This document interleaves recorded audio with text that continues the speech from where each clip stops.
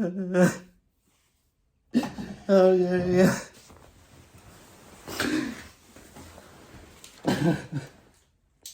I'm crying. Oh my god.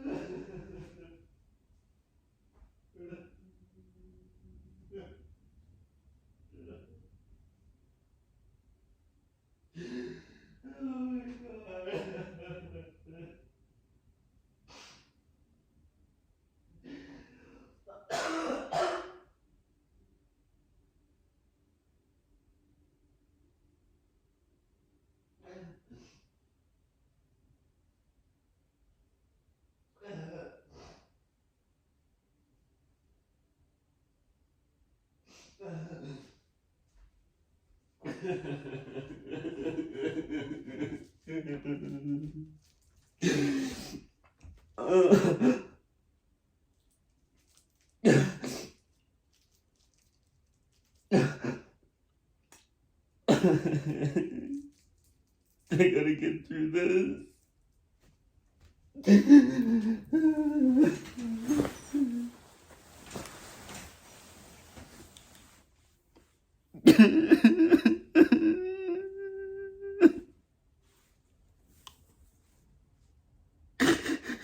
I don't even know how to get through the last 10 years.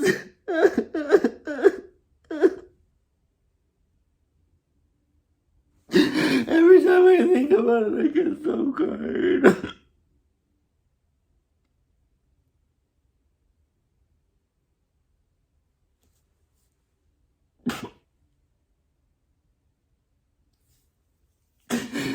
But I'm gonna die and I have to just get the story out because people need to know that I did everything I could and nobody believes me.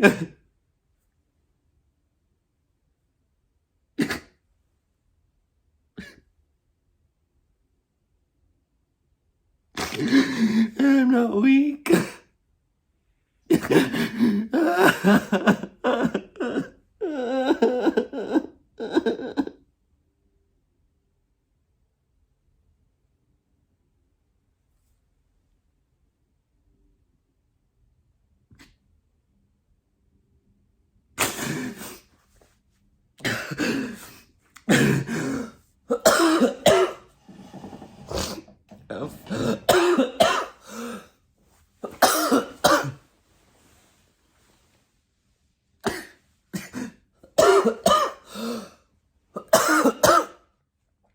I'll fight my drive and go there, I think. Maybe, I don't know.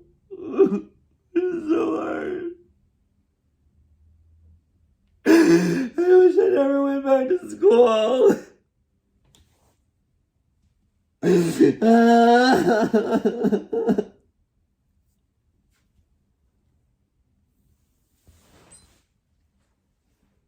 God.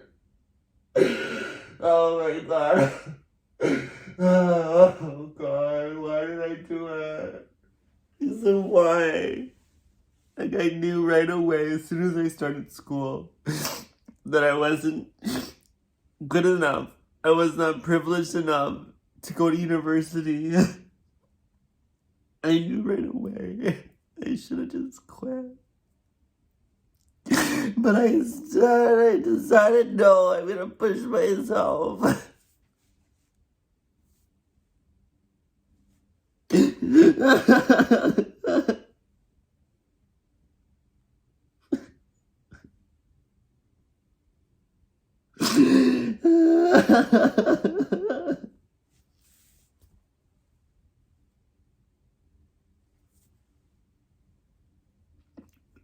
5 minutes of crying, okay? I just...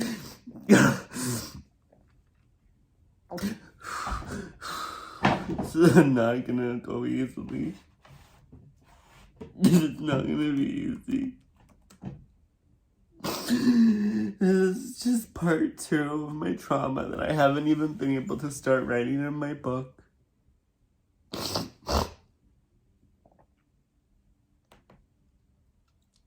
This is gonna be the only record that I have. And outside of my evidence of what happened to me in school, and then after reaching that dream,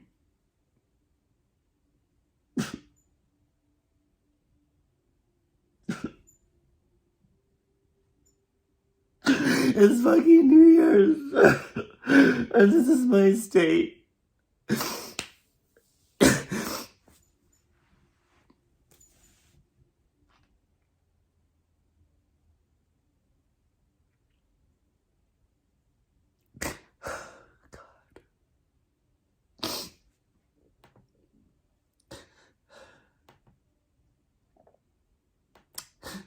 My drive.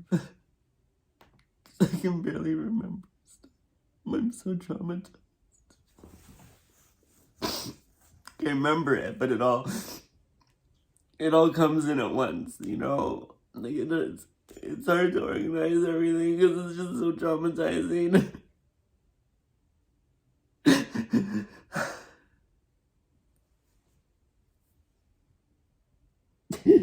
And people keep telling me that, you know, fix the problem, it's you, Aaron. You know, it's all your fault. It's all in your head. Go get a therapist, it'll work out. No. A therapist cannot change the state of oppression. I am not depressed. This is oppression. Okay? This is oppression. This is not because I'm fucking depressed. I want to fucking die because I'm oppressed. Because I am dehumanized for things I cannot change.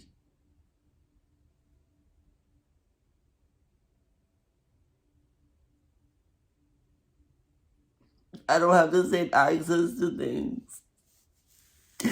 I can't reach for the stars like other people can. That's all I wanted. I just wanted to have my dream job. I wanted, but it doesn't work like that. The whole fucking system is corrupt.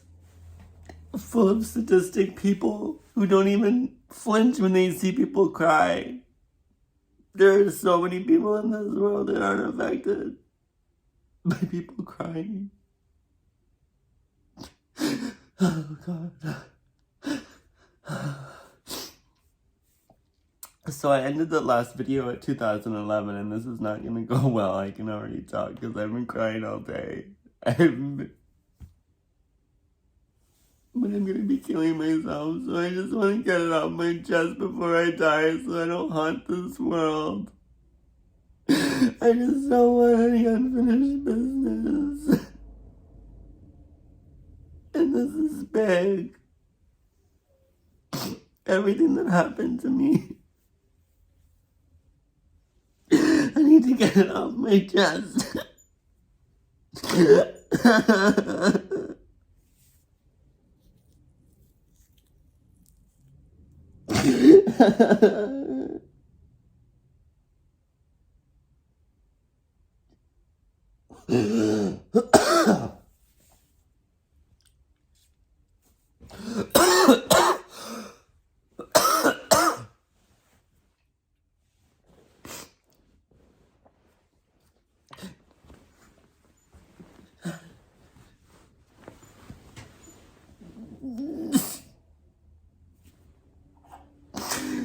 Oh, God.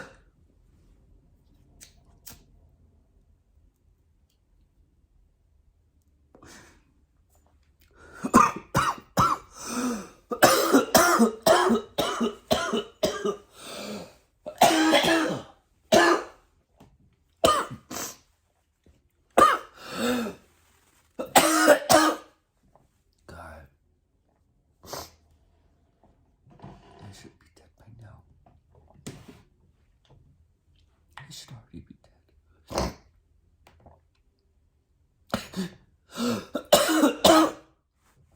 Combined lawsuits. Maybe this will help me keep on track. God.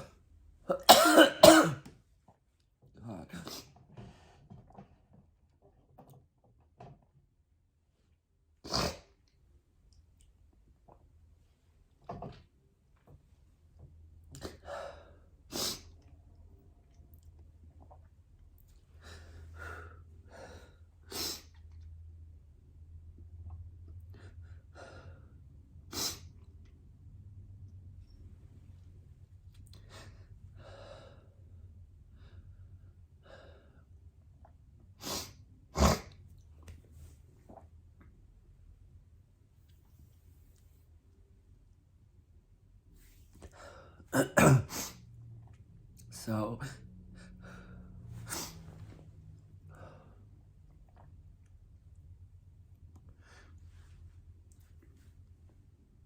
I'm trying to calm down so I can talk.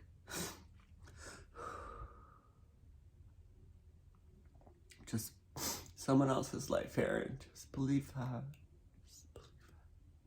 Talking about someone else's life. This isn't mine. This isn't mine.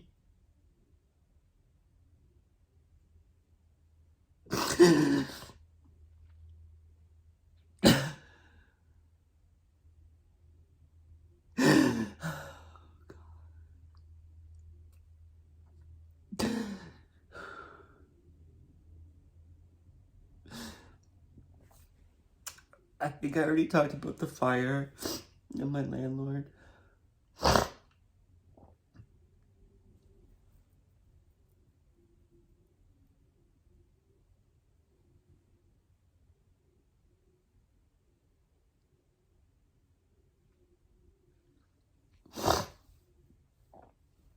Two 2011.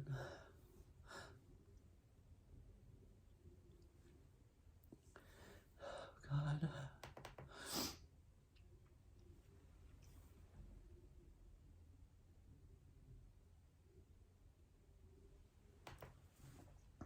2011, I went on my leave. I bought Romeo.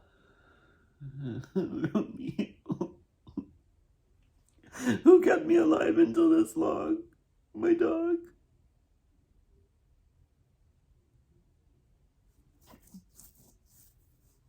I don't know if I can do this.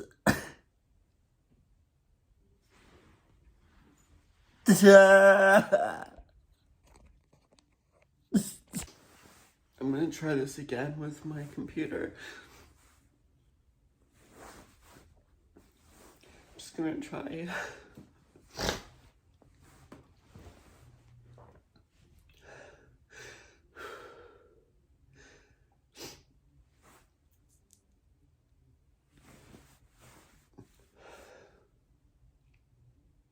My mom was living in a homeless shelter in 2011.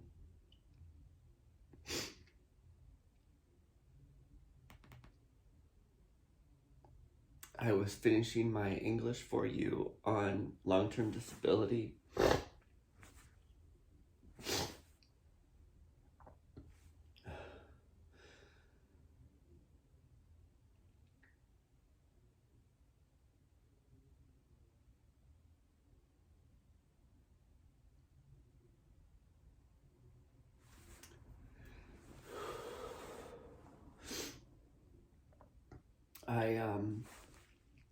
I did really well. Looking at my papers here.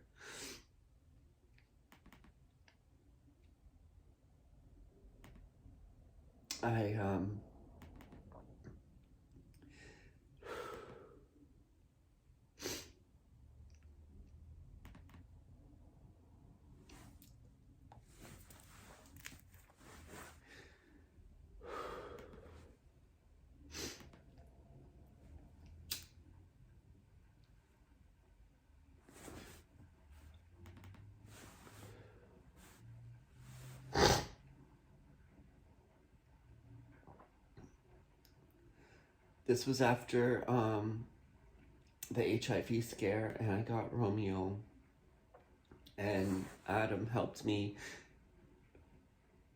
edit my work, and I applied to university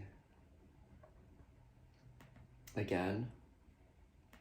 Guelph said that I needed to go and do a general year at another university before I applied to the University of Guelph, because it was very competitive. So I applied to Western, and I got in. I got my negative test result back. I painted some art to get in. I did everything I could to get into university, and it worked.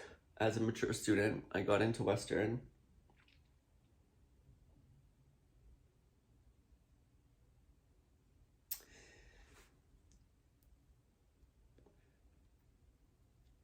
That was 2011. And then 2012, was the house fire.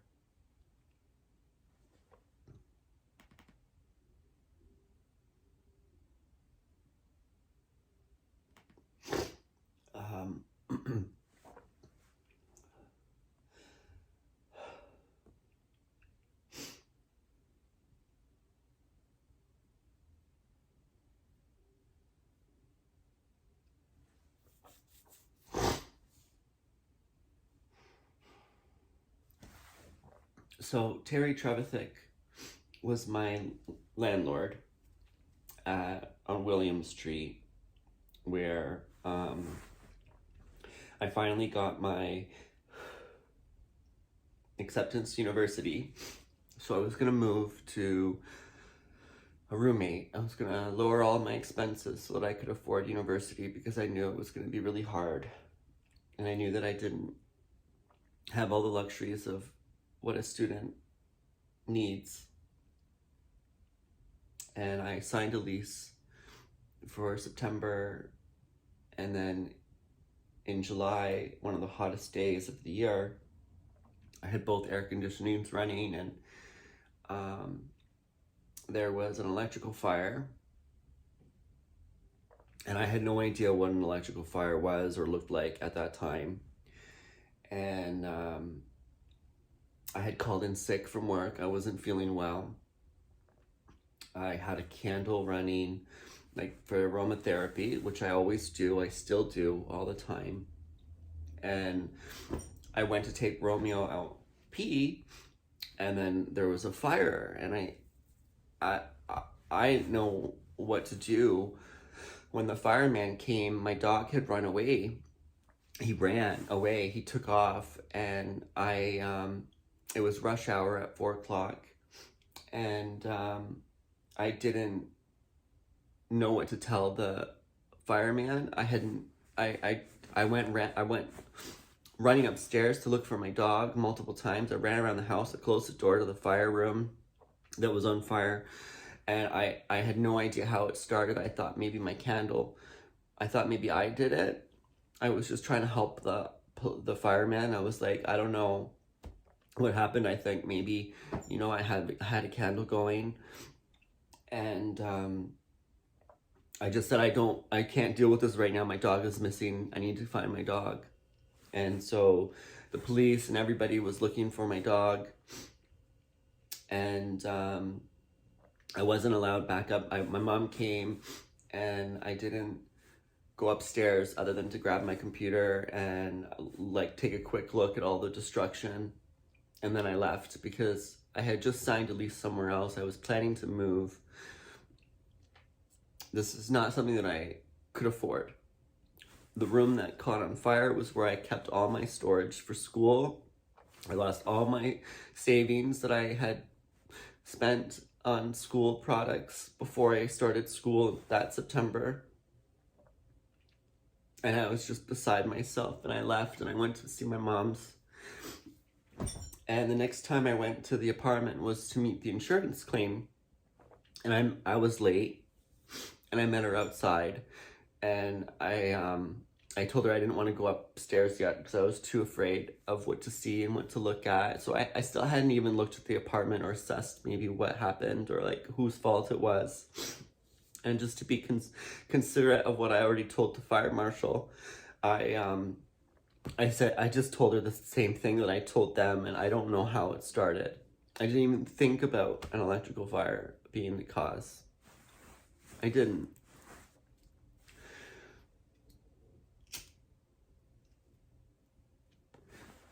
After that, my landlord tried to evict me. He said that the next day, all the stuff in the apartment above was going to be thrown into a dumpster. He put a note on my door saying any belongings left are going to be thrown into a dumpster. I didn't trust him. There was already 2 years of issues with him. I couldn't wait to get out of this place. He lived below me, and he tried to get in my apartment without permission to take some of my things out, and I stopped him. And at that point, I was afraid to leave my stuff alone, so I started sleeping in this place after the fire. And all of that's recorded.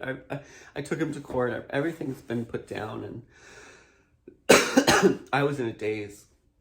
I was literally not able to pack. I wasn't able to clean my stuff. There was no electricity. There was no running water. I was just completely beside myself over this house fire. And I took another leave of absence from work, short-term disability, I should say. Now I'm working for the bank, and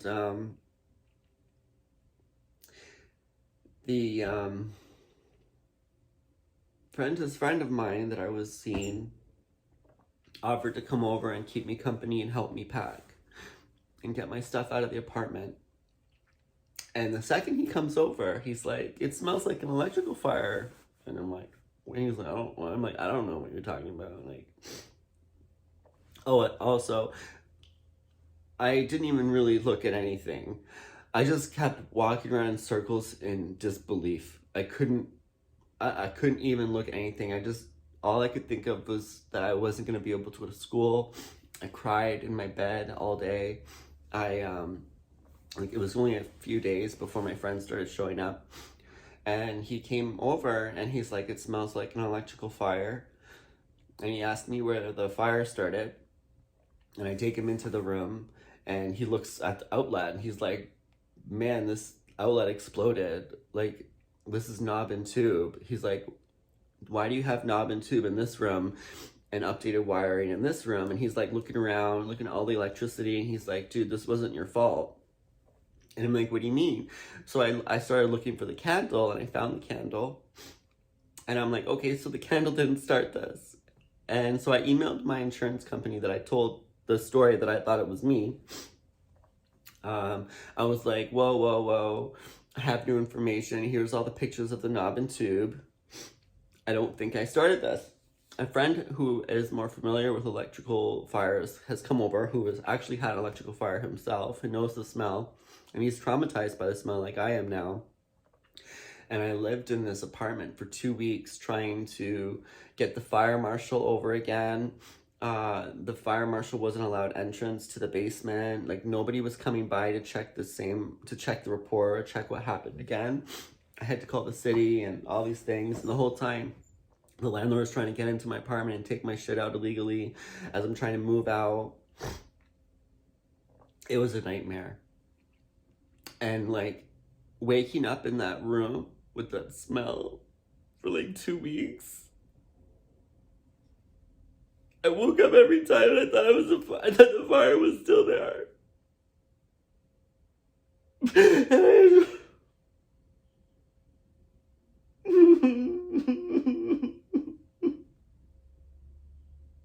And I don't think you understand. Oh.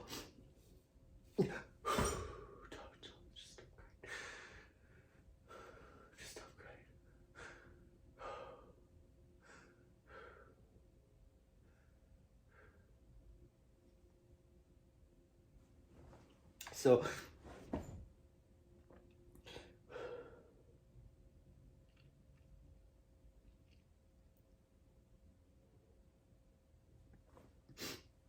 This is all on my Google Drive, okay? I'm just reading from my Google Drive. So please forgive me and go look at it yourself.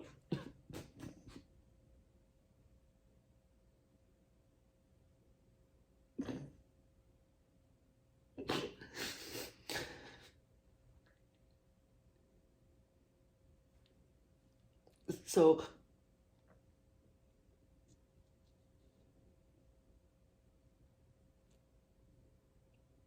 the fire happened on July 12th, or 11th, and then just shit hit the fan after that, okay? A lot of fucked up shit happened. I was extremely traumatized. I wrote Ellen. The police were involved multiple times. The police didn't protect me at all.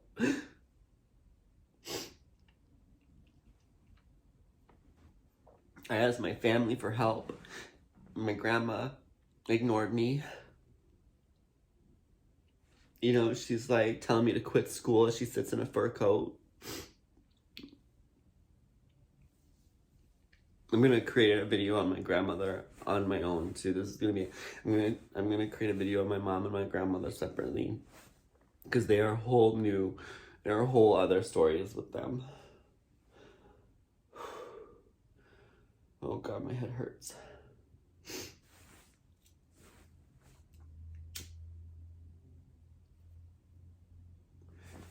So I made financial aid at Western aware of everything that happened, and they didn't care. I was denied my first generation bursary because my mother started school out of the homeless shelter. And they didn't think that, they thought that I benefited from being a second generation student. Meanwhile, my mom was been homeless her whole life. And the financial aid was like, oh, well, your mom's at Fanshawe now while she's living in a homeless shelter. So you're not first generation anymore. Oh yeah, because I totally benefited. We're like literally going to school at the same time. Declined first generation. They said I was from a middle income family. They denied all these bursaries for me. Okay. And they didn't care about the fire. They gave me like a bunch of food stamps. I lost all this money. I'm ready to quit school. And my uncle, Ivan, my grandmother's brother, offers to send $500 a month to help me with whatever expenses I needed, if it was going to be enough. I paid off my rent, and then quickly I realized that I had no money left. And I was working at the time, like 15 to 20 hours a week at TD, but I had a really good salary, so it was too much money, okay? But it still wasn't enough. Like I had a dog, I had disability expenses, you know, all of these things that I required that other students didn't have. And I was a mature student with all these other financial bills and responsibilities prior to starting school. And so I was quite quickly capped out. By February, I started doing chatterbait to try and stay in school, because I was doing really well my first semester. I got really good grades.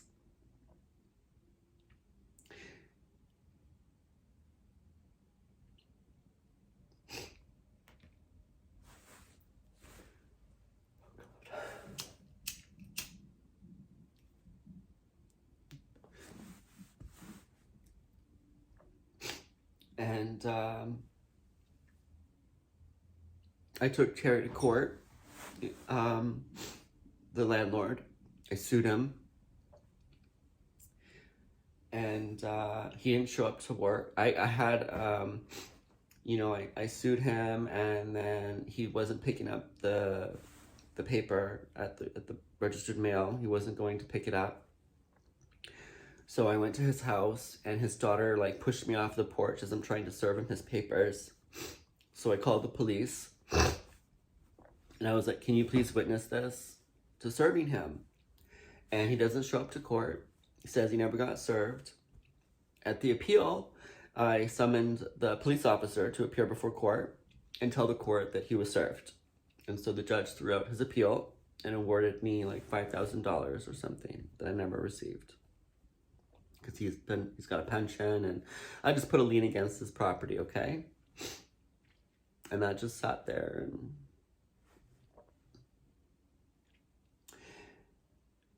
I started to get really overwhelmed at school.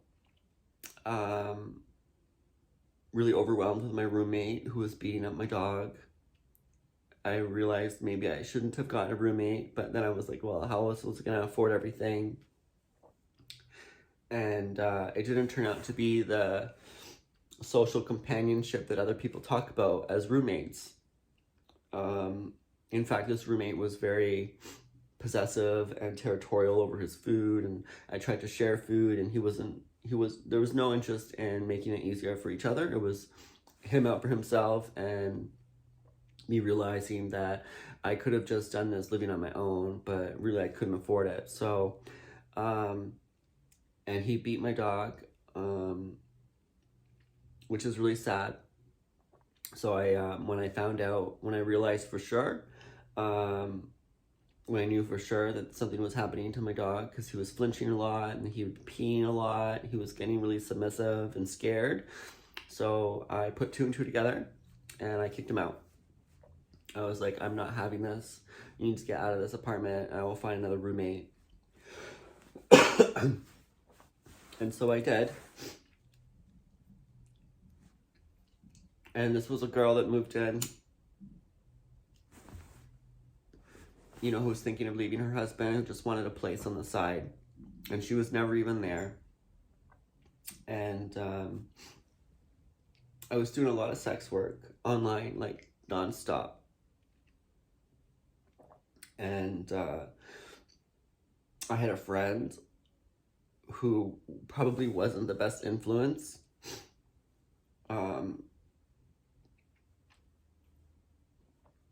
But he would come over all the time because I needed him to numb myself. He'd offer me coke and we'd fuck, and then I would get online on Chatterbait and I'd fuck myself for hours in front of people in between studying so that I could afford school. And it just became this habit.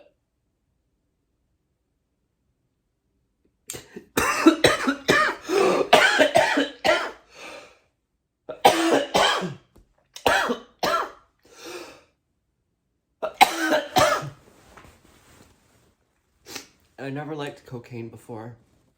My ex did it a lot. I tried to get him away from it, and here I am doing it all the time. I'm not paying for it.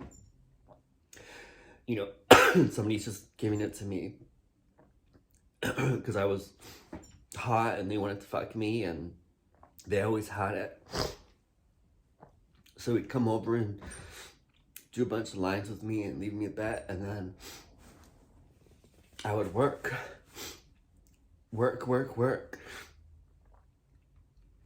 did a lot of shows on Chatterbait, and my uncle's money of $500 a month, plus the tiny little bit of money that I had left over, plus whatever I was making from TD, it still wasn't enough to get me through university.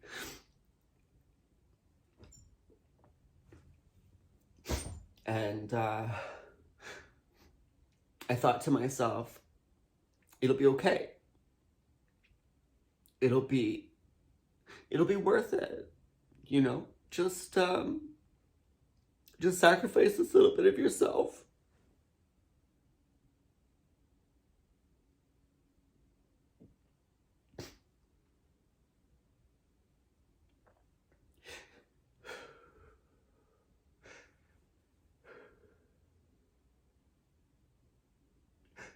And it'll be okay.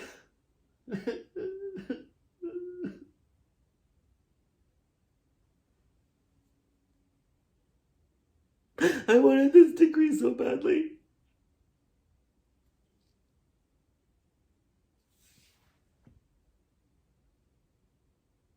Oh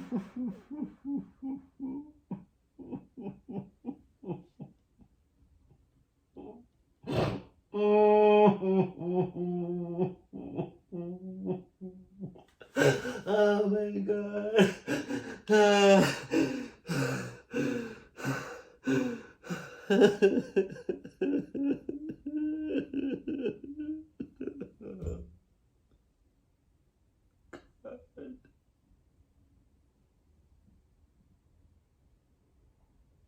I knew this was going to be too hard.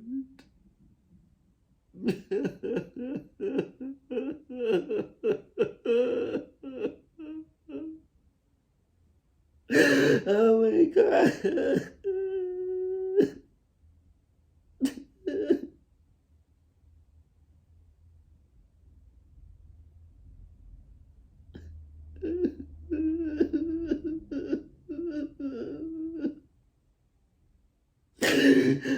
Oh God.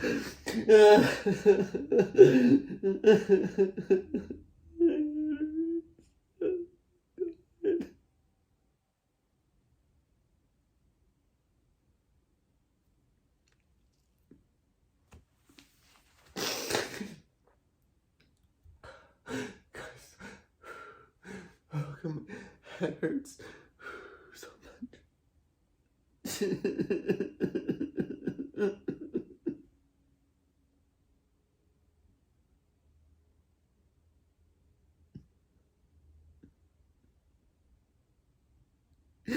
Oh God, I'm gonna like throw up on my computer if I don't stop.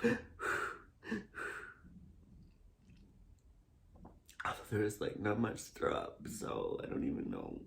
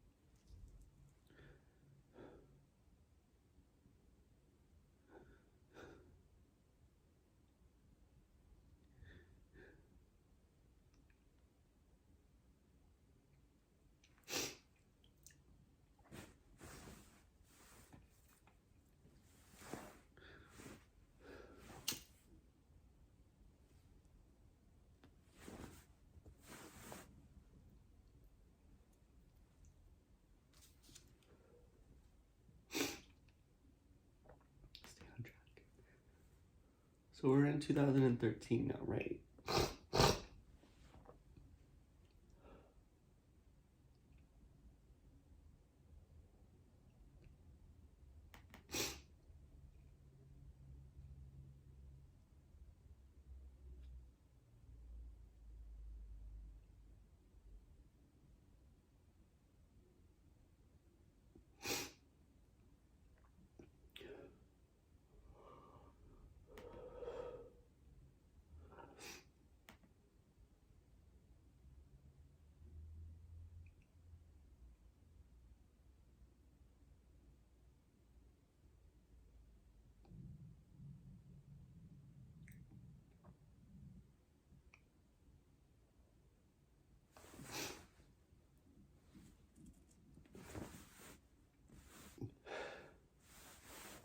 Oh yeah.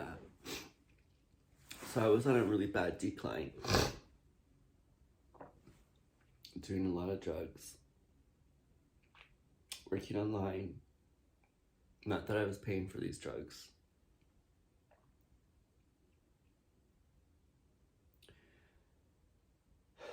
I never really did.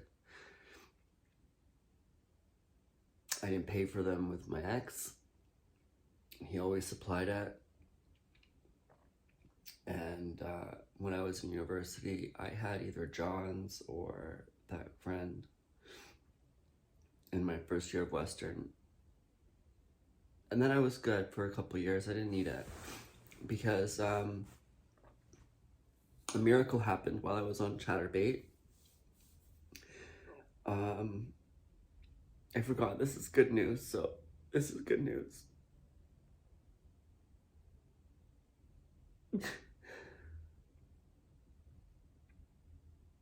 So this guy,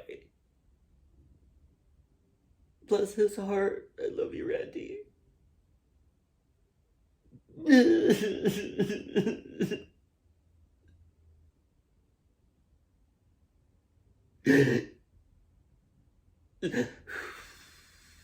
I think it was like in February or March. It was like March. So, a whole bunch of shit happens. Everything's failing on me, okay? I went in for this dentist appointment and he made a mistake and got an infection. I don't think the cocaine was working for my advantage either. Or like the lack of sleep, or, I wasn't eating very well. I wasn't taking care of myself. Work was trying to overwork me. They were mad at me because I was calling in sick because I had this infection. I almost had to get gum replacement because the person who did the, I don't know, it was a combination of things. And, okay, snap out of it. This is good. Next 2 years are kind of good. So,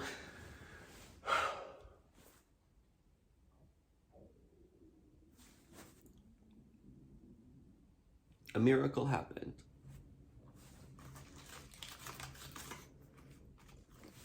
I was about to give up, okay? And I wanted to kill myself.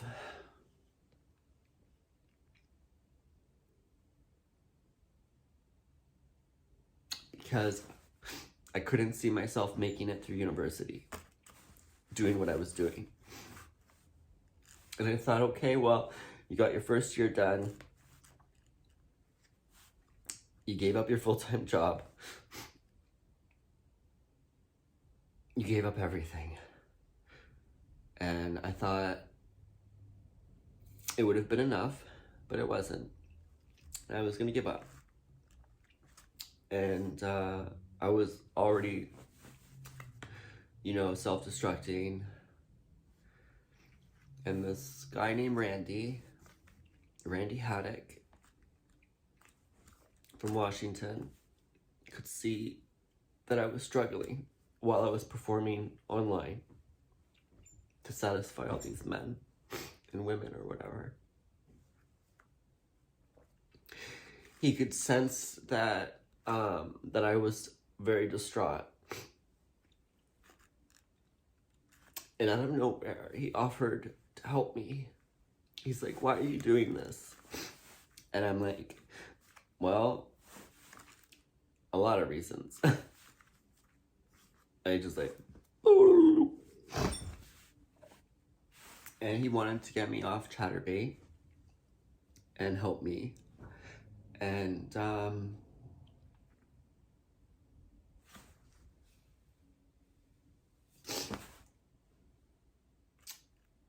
he became sort of my parental figure.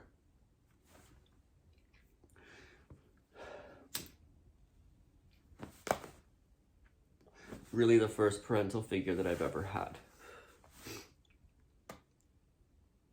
And I told him that. We were kind of friends online. He always watched, always checked on me to see how I was doing. He became one of my fans very early on.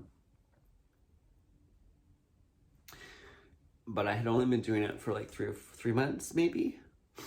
I don't remember. It wasn't that long. And he could tell that I wasn't doing very well anymore, and he wanted to help me. And he was able to. Somebody stole my glasses from the YMCA, so I lost my glasses, and he helped me replace them. And that was the first thing that he helped me with. I have a picture. And he didn't just buy me any glasses. Okay, I was like about to buy like a really cheap pair, and he goes, you know, what are the nicest glasses in there? He's like, I want to see you have the nicest glasses. And so he bought me a pair of Persols. They're like these movie star glasses.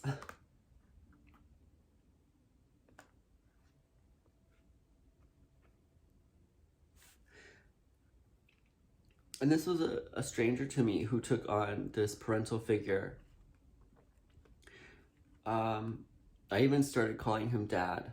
I said to him, though, at the beginning, like, I don't want anything to jeopardize your willingness to help me, and I'm very vulnerable. And, you know, I told him about my past sexual trauma, and like, I'm not like here to be purchased, right? And I didn't want to set up any promises that I may not be able to fulfill because I'm very traumatized already. And he said that he didn't want anything, and he just wanted to see me happy. And he became my father until I fucked up later. I kind of made a lot of mistakes later I'll get to that.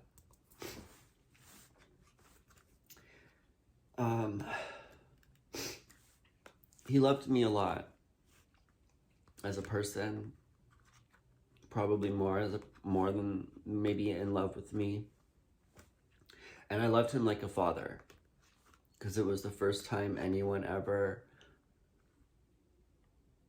showed me unconditional love that was like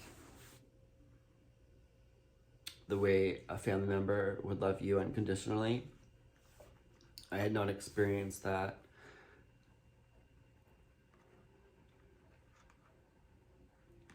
But it was conditional.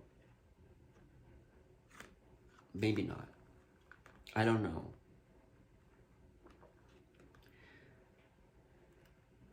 He encouraged me to keep going, and that he would be the rock in my place, that if I ever needed anything, that he would help me and make sure everything was going to be okay. It was the only thing that got me through the first 2 years of university at the next, when I applied, after I finished my year of Western. So in March or April, I got my transcripts, and I did really, really well. And I applied to the University of Guelph to pursue my dream, landscape architecture. I got all the reference letters, 4.0 average, created beautiful art while I was at Western.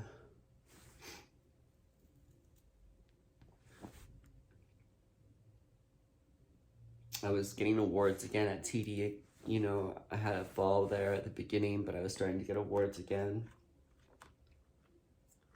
Got my Métis citizenship, because I thought maybe I would get some bursaries for that, because they didn't give me any for any of the other things that I needed them for.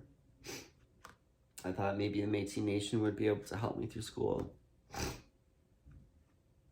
No, they didn't. Financial aid was bullshit. Both universities, they didn't give a shit about me at all.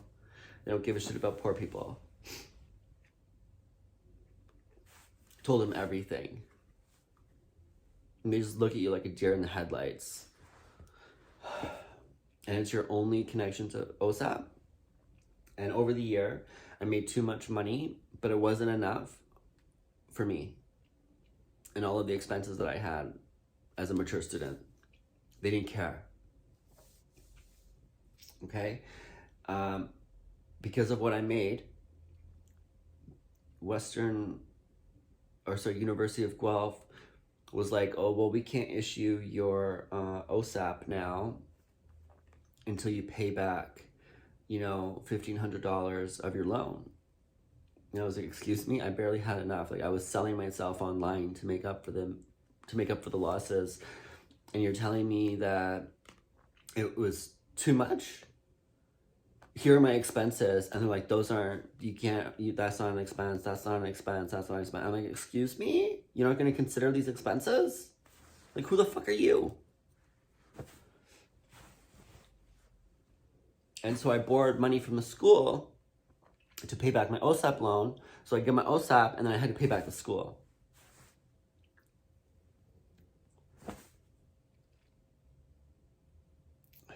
Right at the end of leaving TD, I had a lot of problems with the manager and the director. I dealt with that. That's all on the record there. I had to go to HR about her. Went to the CEO of TD about them. And Randy was holding my hand this whole way, making me feel very strong. So I moved to Guelph. It was very hard to find a place to live with my dog. I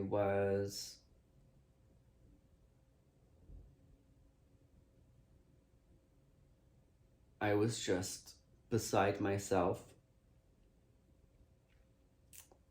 And I got this place in Guelph, a townhouse with 1, 2, 3, 4 people living in there with someone's girlfriend. So there were like 5 people, 1, 2, 3, 4, 5, 6. There were 6 people living in this townhouse that I lived in Guelph. One of them had a bird, and I had my dog. And one of the girls that lived there was going to veterinarian school. And things were going pretty well for me. I was biking to work, biking to school. I took my car off the road both years to save money. And I was just doing my best, And then things started to get really heavy at school. I ended up spending a lot of time at the studio trying to keep up with the projects. In fact, everybody knew me as the only person to live at the studio. All of the years got to know me really, really, really well because I spent all the time I could at the studio. And I'd go home, walk my dog, and go back. And sometimes my roommates would walk my dog, and I had to completely abandon my baby. The entire time I was in university, I had to completely just abandon him with other people because I thought it would be worth it for school.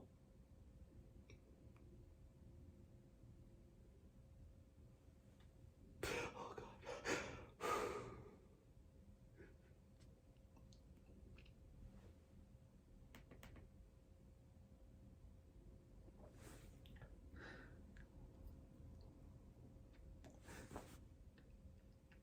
In October of 2013, just after starting University of Guelph.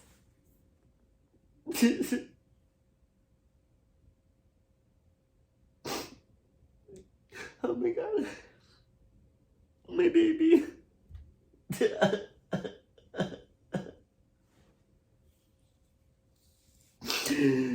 Oh God.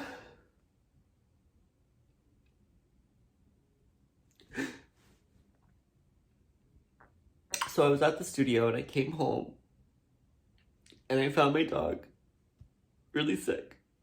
And I'm like, he's lethargic. And I go upstairs to the bathroom. I open the door because I saw this powder on his paws that he'd been licking off.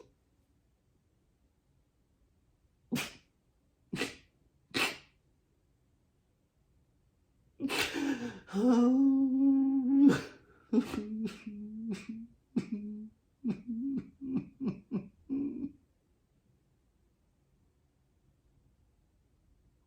my fucking roommate. God. Oh God. She, oh God.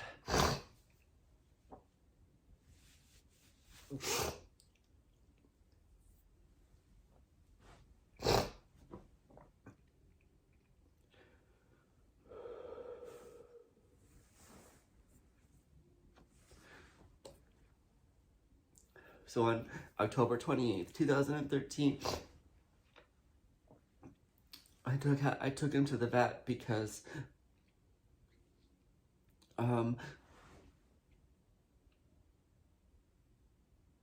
my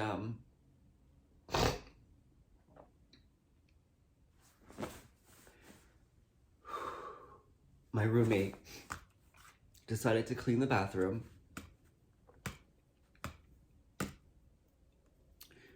really, really, really well. And she poured this Comet bleach over literally every surface in the bathroom. And then she went and smoked up and laid down and passed out. And my dog went into the bathroom and got bleach all over himself. And he licked it off. And he got really severe bleach poisoning. And his insides were torn up for like 6 months.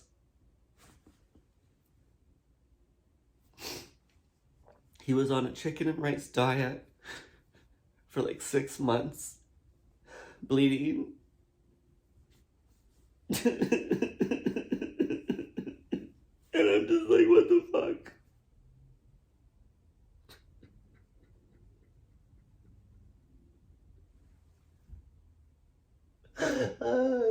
I blamed myself, you know. I did, I blamed myself.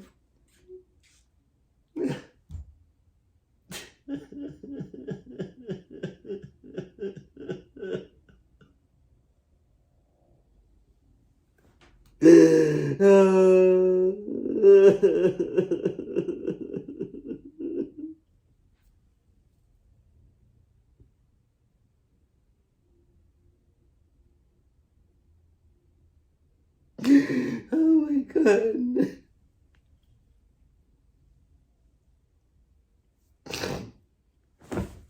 And you know, she didn't even offer to pay any of the vet bills. Fucking almost killed my dog. And she's going to veterinarian school of all places. The fucking psychopath she is.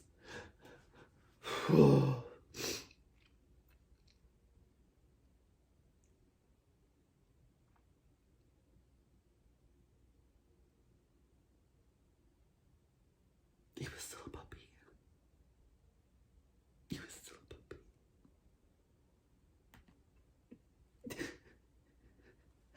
And here I am, I'm trying to like,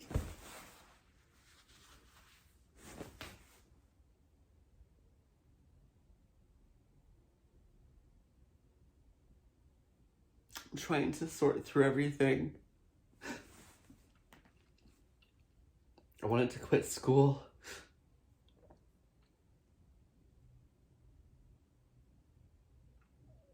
I went on a leave of absence from work. Canada Trust was fucking around with me. Just idiots. Making so many mistakes. Everything was going wrong. And, you know, if I didn't have Randy, I wouldn't have made it. He kept me going. He stood by my side. He was on the phone every time I called him. He was like my father. I went to him for everything, and he was just like, we're gonna get through this. We're gonna get through this.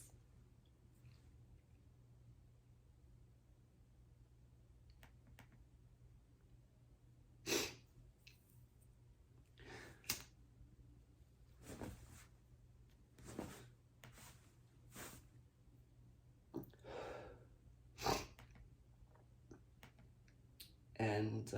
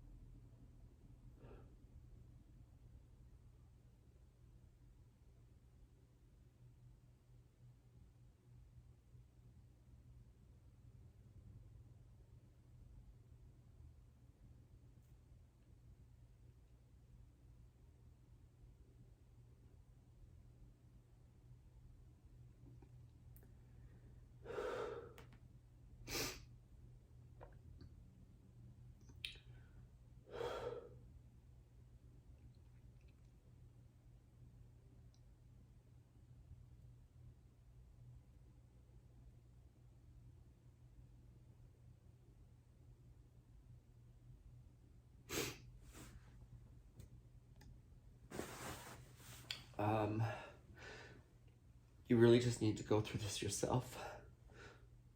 It's all available and in quite better detail, and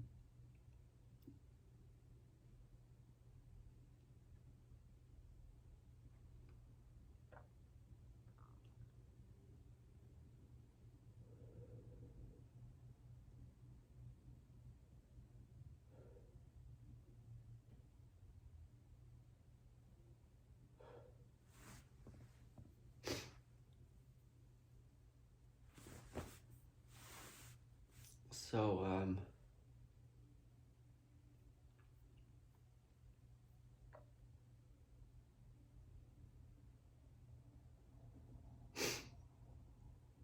right, so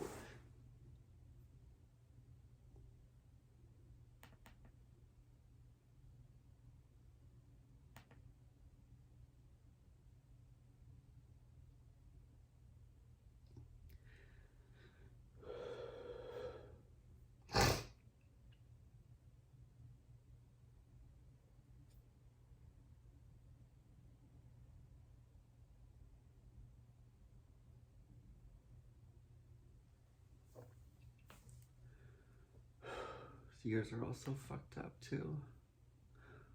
You know, everything's so fucked up. It's just so traumatizing.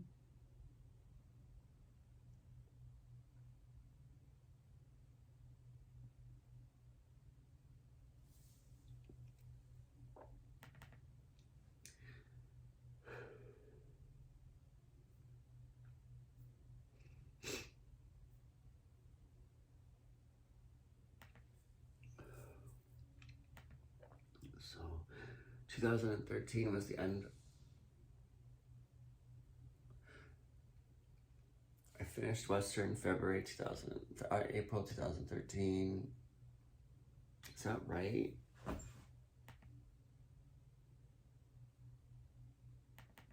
Look at one of my essays. That'll be dated properly. 2013, sociology. Yeah. So at the end of 2013 was when Romeo got sick. First year of University of Guelph. And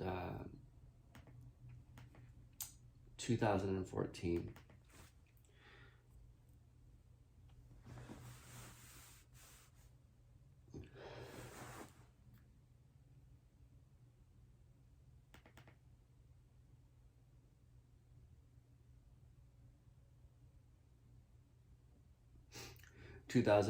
Is when I learned about my autism a little bit. And I was talking to the director of Student Services and Accessibilities.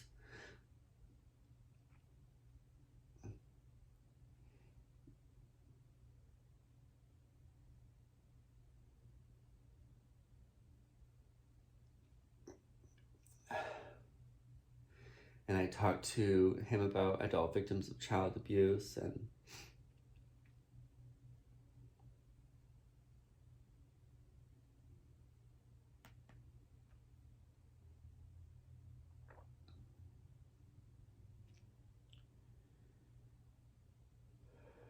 I was doing okay when my dog started to feel better. October, November, December, January, February, March. February, March, he started feeling a little bit better. Finally started having solid poo without blood in it.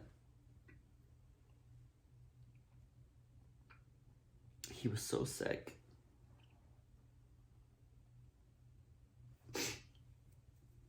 And he was so traumatized.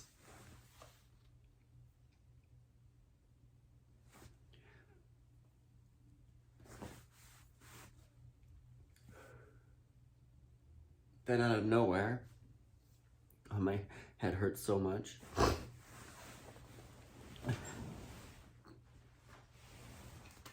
Oh, God.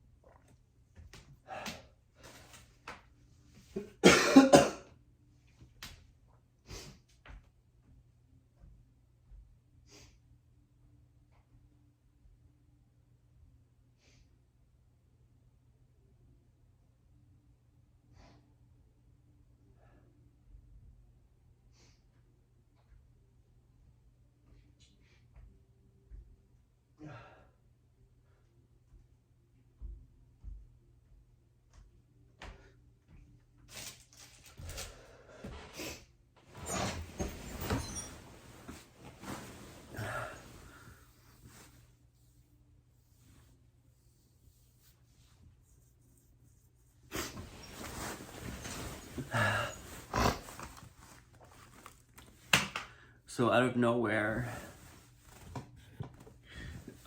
Terry Trevithick, that landlord, right before the statutory limitations is up, after I sued him, I haven't even got my money back, because the fire marshal never did another report, and it still said that I thought the candle was left alone. He decided to file a $25,000 lawsuit against me, and he found me in Guelph, and he issued a court order against me for $25,000. During my finals, I was just about to finish my first year at University of Guelph, and I get this lawsuit for $25,000 for something that I didn't have any responsibility to. And the fire marshal never went back to do anything, and I was left with that bill, apparently.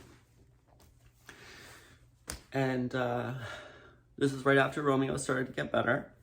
So I was like, great. Now I have to find a fucking lawyer. And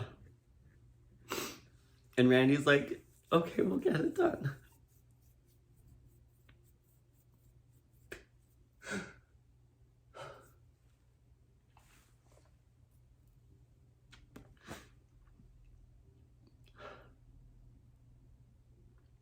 And he found me a lawyer and paid for her. She even thought he was my dad. Hell, I even thought he was my dad.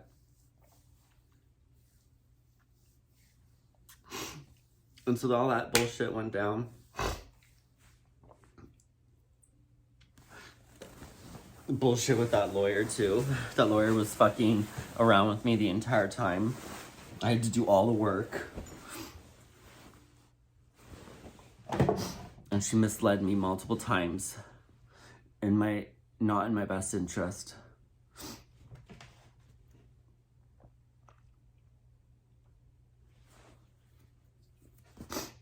And after my lease was up, I left that place right away that bleached my dog. And I found roommates in my university degree.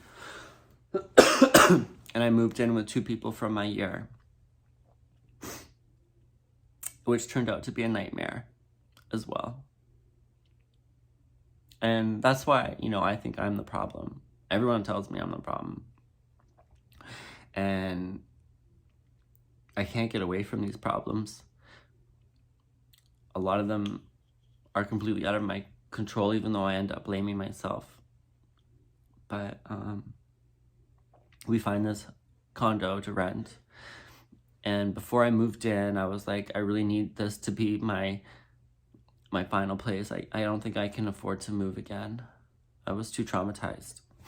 I was too distraught by this point to deal with another move. And I knew this, and I asked my roommates, I was like, can you please make sure you stay with me?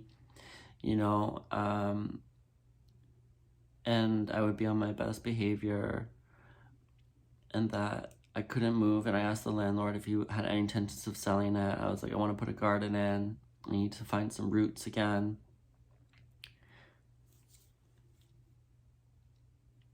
And he's like, the landlord was like, yeah, no, we've bought this place. It's going to be in our family for a while. No intentions of selling it. And I was great. So I had my lawyer dealing with this lawsuit for me and trying to get the fire marshal off. He retired right after, and she's trying to get his information. And I started to put a garden in at my new home. And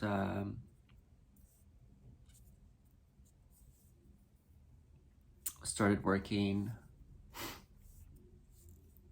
at a greenhouse that summer to try and get more work experience in my field, because all I had was banking. So I started to manage a greenhouse with all my knowledge, and I was able to get a lot of discounts on plants. So I had established so many plants, and I had the most beautiful garden, and I was really happy for the most part, considering everything else that was going on. I felt like I found some really good roommates. And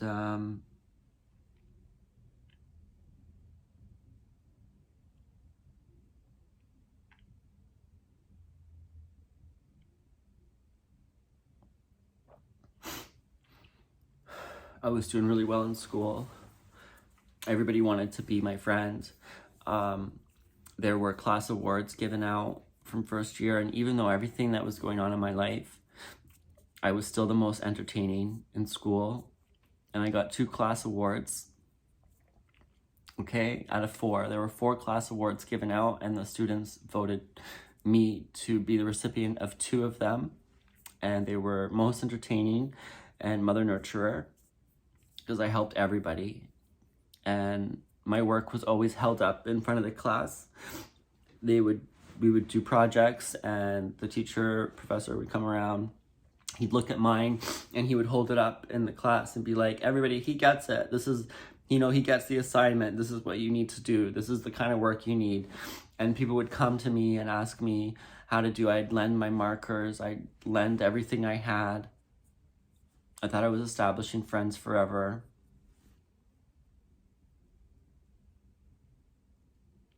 And I helped everybody.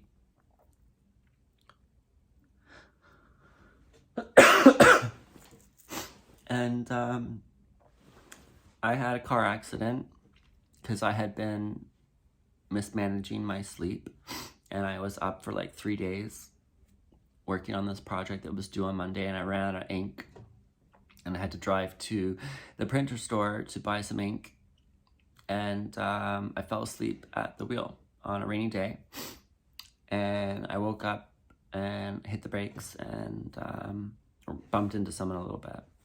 It was minor, but it scared the shit out of me. And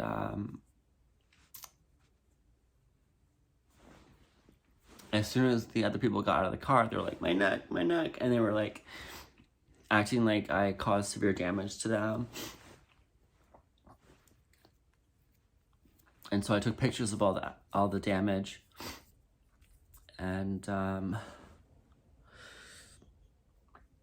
that was thrown out, thank God.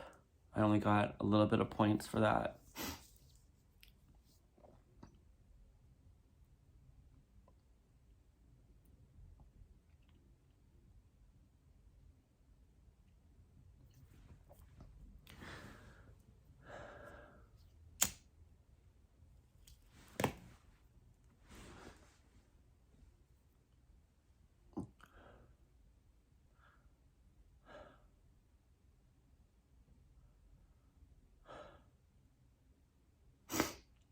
And it was at the very beginning of school. This is like in September that I had this car accident. This is like the first 2 weeks of school.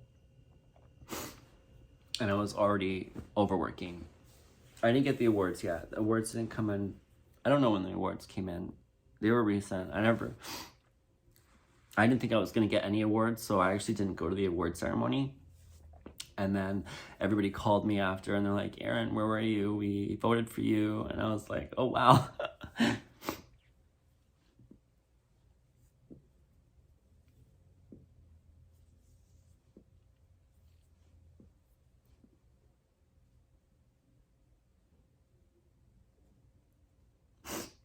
After my car accident, I got extremely upset, the school administration, for ill-training us and expecting us to be up here without providing us training that we're paying for. And the professors were giving us obsolete information. They were expecting us to do work that they didn't prepare us for, and they were giving us YouTube tutorials. They're like, oh, if you need to know how to use AutoCAD, there's YouTube tutorials. You know, if you need to learn how to do this and that, like, you can learn on YouTube. So I was like, okay. I looked at other universities that did this degree, and they offered digital courses, so I couldn't understand.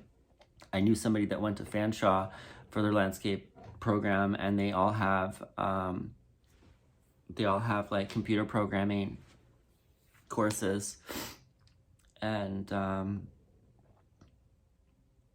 the expenses in this program were through the roof, and I had no idea how expensive the University of Guelph landscape architecture would have been. Before I started, I called them and asked them, what do I need? They're like, oh, nothing. You get there, oh no, you need like the best computer, you need the best markers, all these like professional licenses to use software programs. Like, it's unreal, like unreal. There were people who didn't have a good enough computer and couldn't afford one.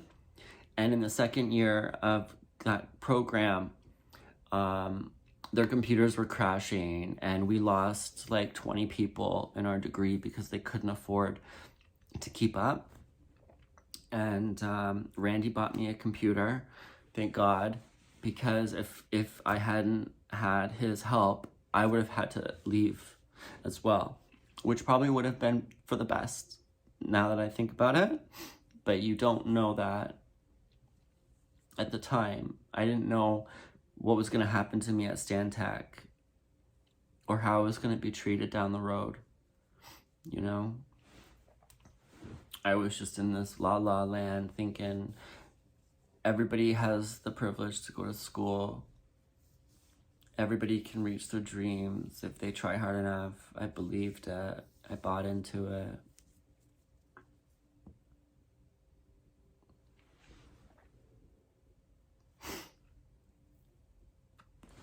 And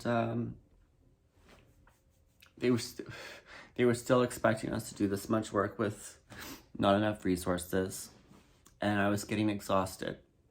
I'd be up for 3 to 4 nights. Okay, I was sleeping at the studio for like 4 hours a day. I slept about 3 to 4 hours a day. And sometimes I'd be up for 2 days, 3 days. I would take naps. I was all kinds of uppers. I had it by this point. I still had my Ritalin, and I was taking melatonin and sleeping pills. I would just take uppers, and then I would take downers, and then uppers, and then downers, and uppers, and downers. all prescription, over the counter too. It was nothing illegal. And I was put with this group of people, Dan Rosansky, who was literally the son of one of the old presidents of University of Guelph, spoiled rich kid, and a guy named Robert,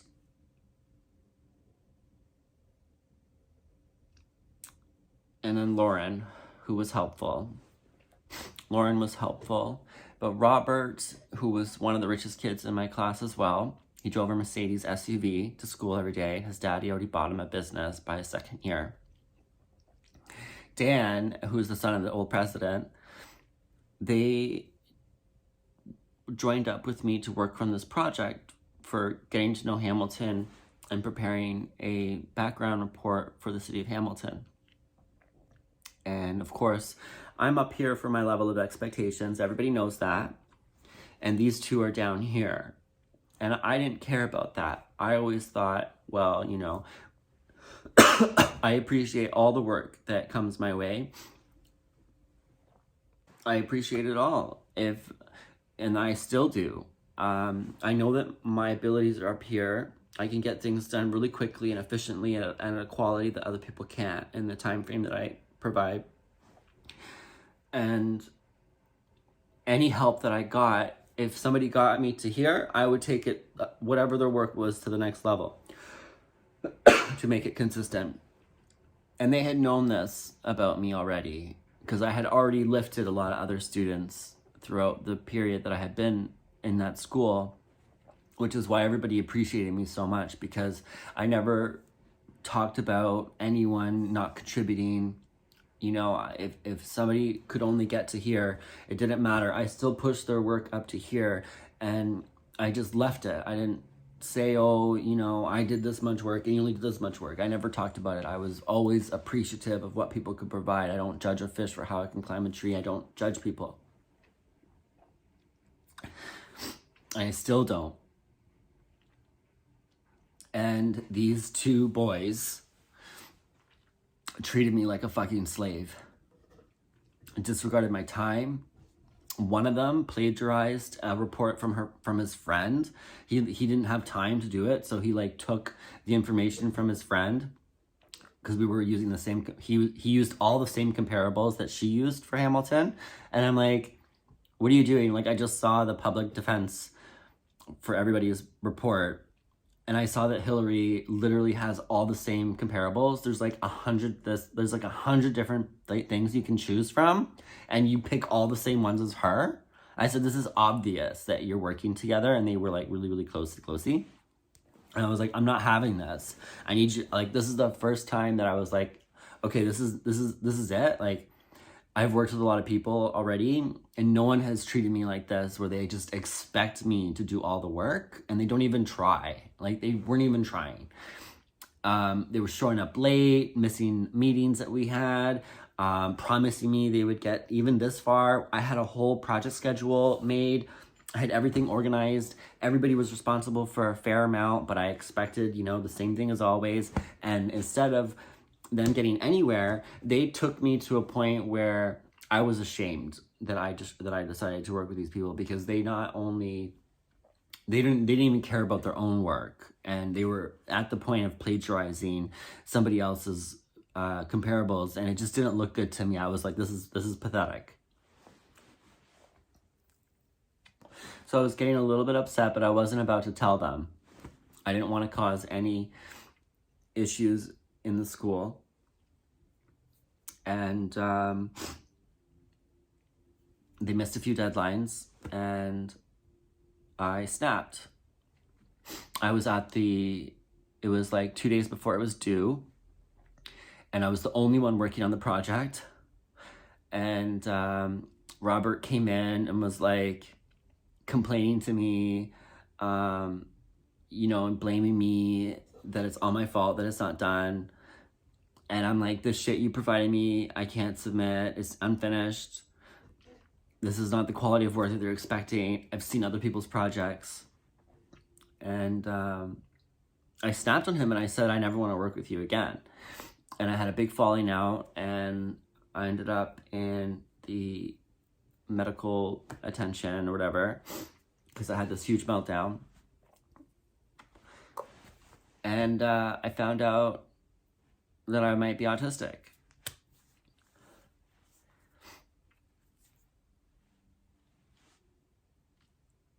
And thinking this was going to help everybody understand what happened,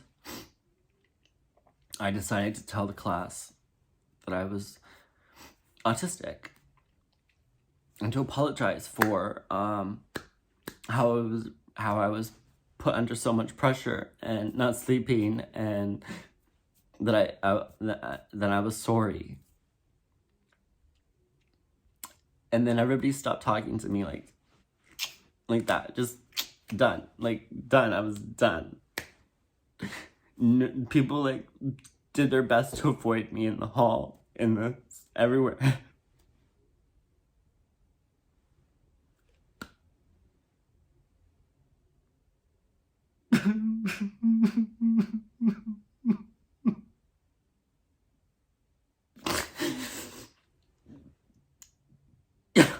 Fuck.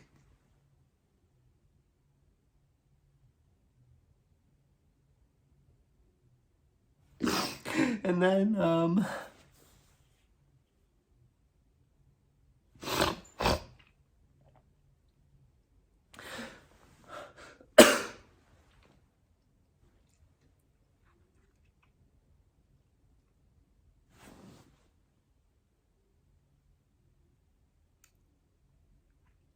this is in February of,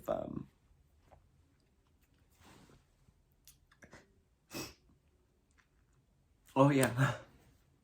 So before this, I started taking on Larry Harder, who was our professor who wasn't training us. This is in October, November, after my car accident and being pushed over the edge.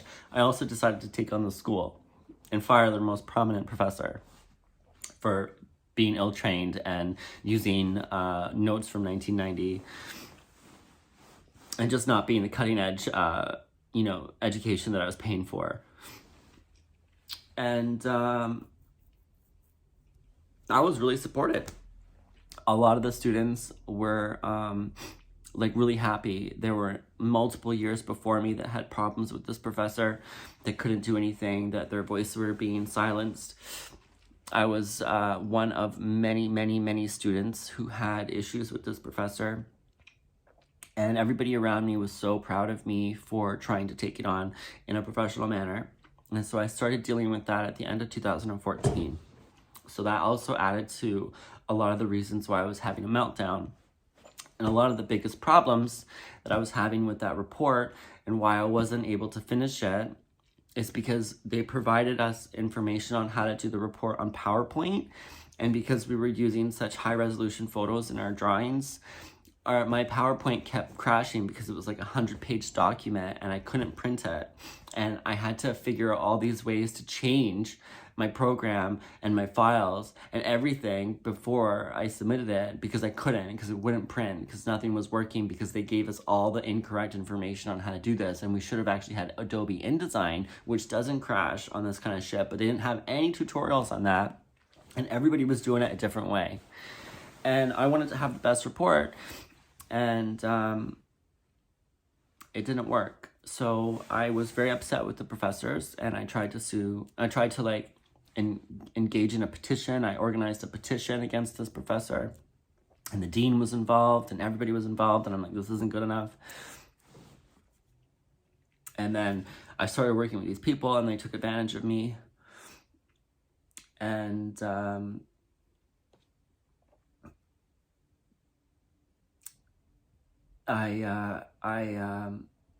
ended up having that meltdown, and then everybody avoided me.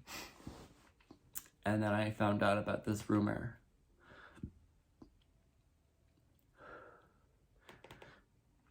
So someone told me that one of these kids that I was going to school with, I don't know who, but I'm pretty sure it was either Robert or Dan Rosansky,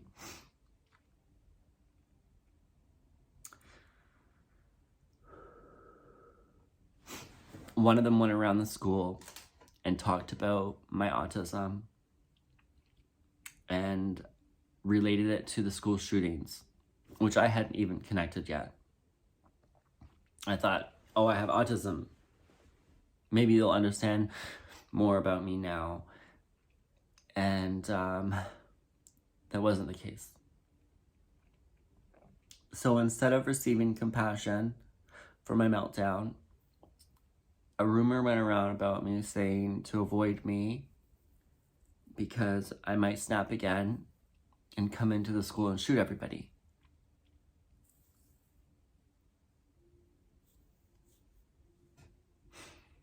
This was maybe March.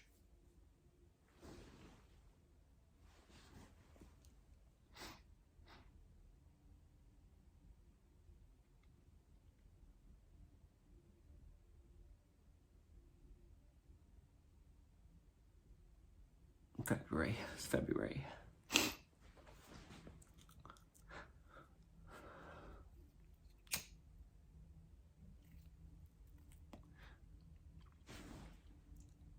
And I wanted to die because of my association and having autism and what people thought of me. I had so much shame. And I started seeing doctors. I went on antidepressants.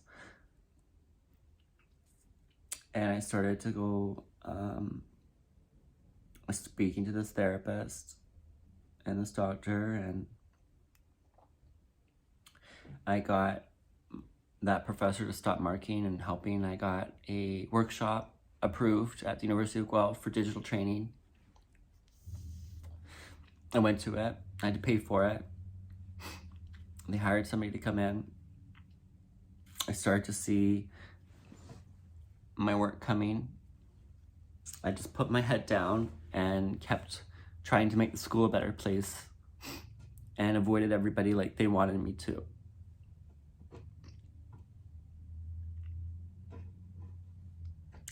And I just stayed out of it.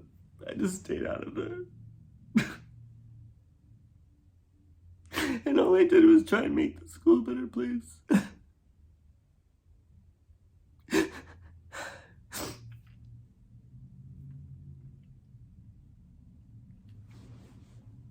And then, I worked from home a lot.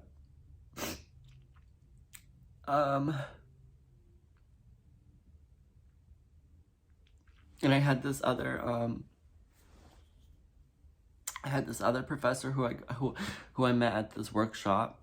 So this Mansour, who was hired by Guelph to come in and do this workshop during spring break in February, could see my potential and really became a mentor for me and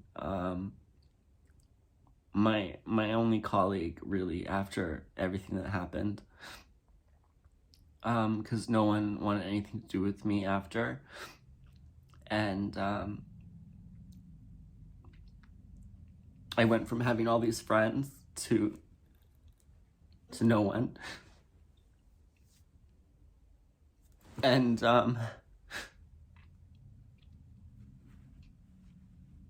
he helped me get through this final project and with all the digital training that I needed. And I started dating this guy who I was starting to date in London before I went back to school. But we broke up because I moved to Guelph. And then he moved to Waterloo. And I started to date him again. And at the time, this is a period of my life where I didn't love myself. I had a lot of shame from the sex work and the chatterbait. I didn't value myself. Now these people think I'm gonna come in and shoot people. I have been raped, and for a lot of the period in my life, I was attracted to the S&M world, and I like to have I felt oddly aroused by feeling like my rights were violated. But it was still consensual because I was always still the one in control most of the time. I only met people that respected that, but we would imitate. And I think a lot of that is built off of my childhood traumas as being my first connection to sex. And you don't really know about that for a really long time. And, you know, to get to a point, it wasn't really until I started to love myself where I moved away from that and realized, oh, it's because I hated myself that I put myself through such destructive sexual behavior. But to say the point is, this man, Shane Fillier, we started dating again, and the same mentality that we were before. You know, he was more the dominant, aggressive, sadomasochistic, sadist, we'll call him, and I was the, you know, the person who enjoyed reliving, for some reason, all of those traumas, but not in a non-consensual way. Okay, didn't actually want it to happen again.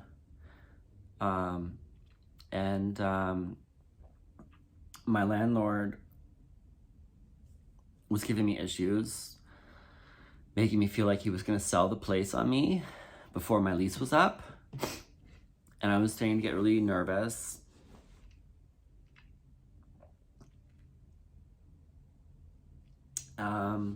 And I was just trying to work on myself. I was working to get my official diagnosis for autism. Turned out to be very difficult. I was working on my final project. I was doing really, really well again at school, but only on my own, like my own personal goals. I was doing well. I decided to stop working with people unless it was absolutely necessary.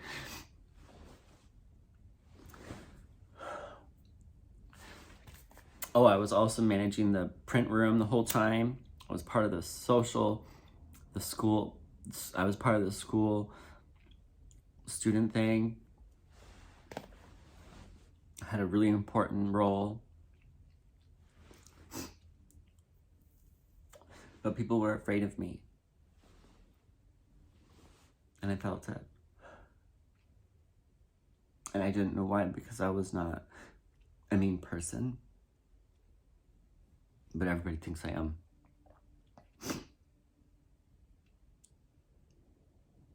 And still dealing with the lawyer for my house fire.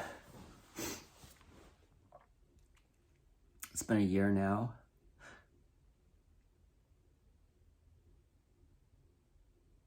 And at the end of March, this guy I was seeing wasn't really working out very well. Like, we kept clashing. I told him as well, like, at this time, after my HIV scare before university, when I finished high school, I had a very strict rule of this doctor at the time, who was helping me through my HIV diagnosis or negative serostatus, whichever, who taught me a lot about the disease, about the virus, and I became very much more educated on how to protect myself. And, you know, the one thing that he said to me that stuck out for the rest of my life is that, you know, everyone is positive until proven negative.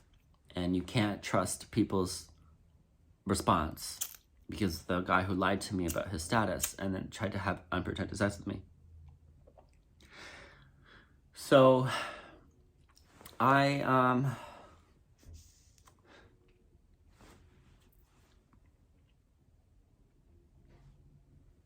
had a very strict rule about everyone is positive. I don't like to have sex before I'm in love either.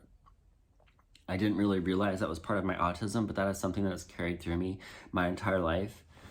You know, both of my long-term relationships, we waited 6 to 8 months before having intercourse, because to me, I can't make love figuratively. It's weird. I don't feel safe until we get to that point. So he was under the expectation that it was going to be like a minimum of 6 months before we had intercourse, and we were just really getting to know each other at this point. And it wasn't going well. We were not getting to that point where we wanted to continue getting to know each other. I felt it, and I was just kind of like going with it for a little bit. I should have ended it. And we went out for dinner, and he got really drunk quickly for the first time that I'd never seen that before. He was really weird. I didn't pick up on anything. Some of the things that he said to me were, you know, I love your eyebrows because they always look scared. I didn't really pick up on the true sadistic nature in his heart, but I had all the signs. And we went home. We were only dating for like a month. Barely saw each other because I was so busy. Saw each other maybe 4 or 5 times. And we go back to my home where my roommates are, and I asked him to kiss my neck. You know, I love doing it. I would have given him, I was going to blow him or something, you know, kiss him, whatever he wanted. Just getting to know each other. And he starts kissing my neck. And then he pulls my pants down, puts his dick inside me, and fucks me, and comes in like 20 seconds. As he's pushing my head, I'm trying to get out. And he's pushing my head down so hard that I ended up with a trauma in my brain. And I just kicked him off me after he fucking came. I kicked him. And he looks at me and he's like, I thought that's what you wanted.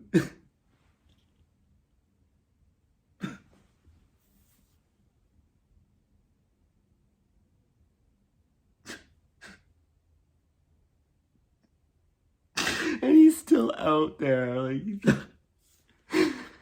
oh, fuck. And I was dumbfounded, shocked.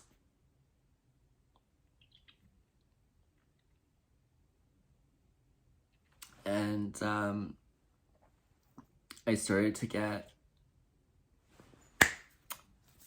I didn't go to the hospital, I didn't do anything. I was just like, doesn't matter. I'm worthless. Just get to school, just get your degree, and maybe one day you'll be worth something.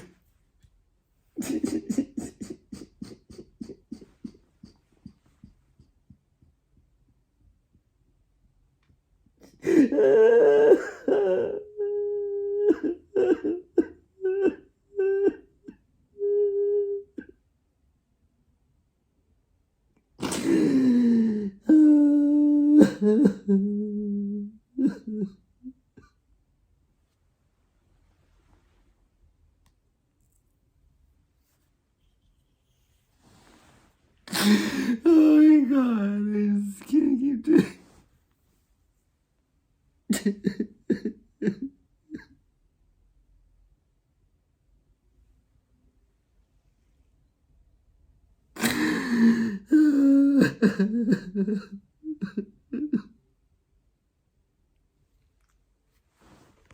Okay.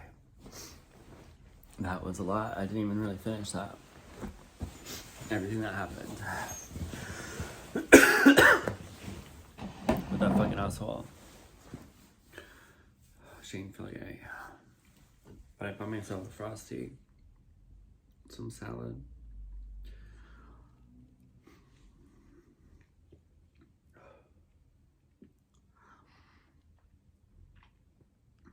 Maybe it'll help me.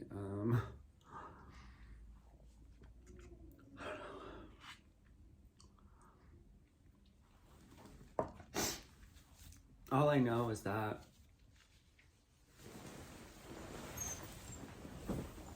I am unable to kill myself until I get all of this off my chest. Oh God. My head hurts so much. Oh.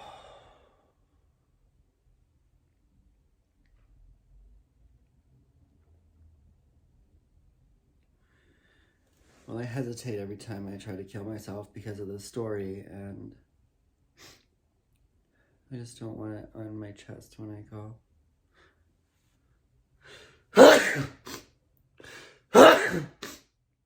Excuse me. I'm really allergic to this weed. The crying doesn't help either, and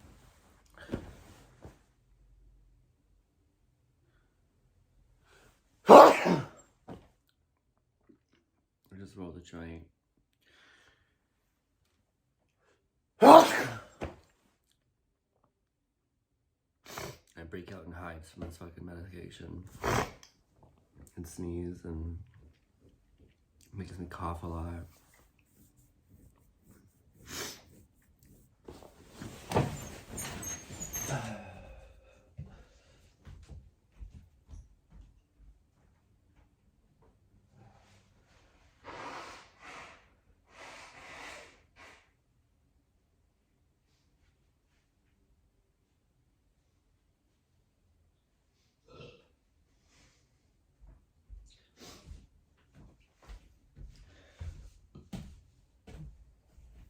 So, oh my god, shame failure.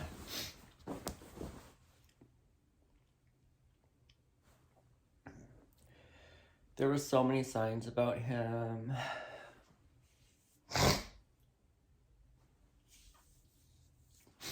About my eyebrows. He said, before I told him about my trauma, he said he could tell that I had been traumatized by the way he touched me, and I would flinch. And he said that, like, he went down to Guatemala for, like, a really extended amount of time before we met again.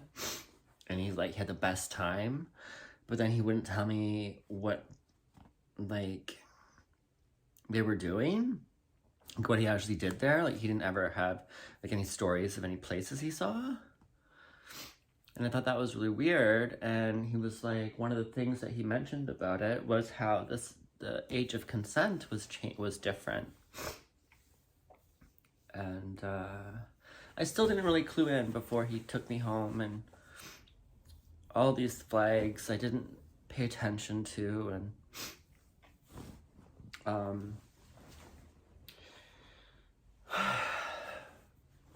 but I blamed myself for letting someone like that in my life.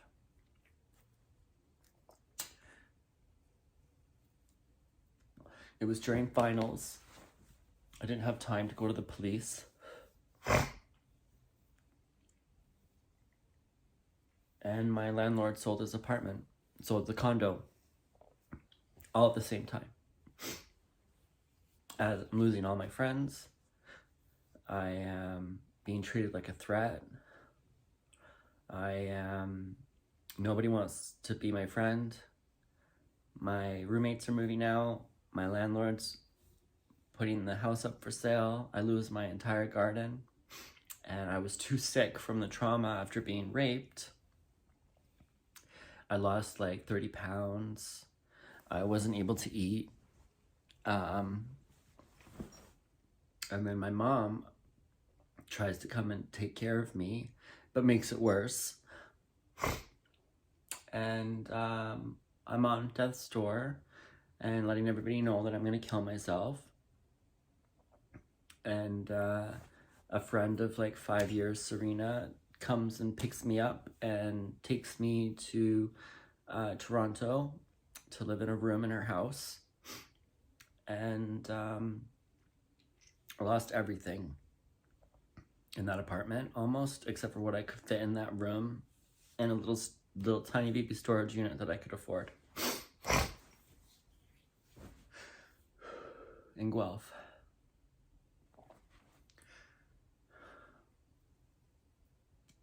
I was still ready to die, and Romeo kept me alive, and he got sick, and my car insurance and my car payments were falling behind, and I didn't have enough privacy to do online sex work, so I hit the streets of Toronto. and worked as a prostitute. And that summer, after being raped, and I was exposed to more sexual assault, but I didn't care. I must have had rape me all over my fucking face.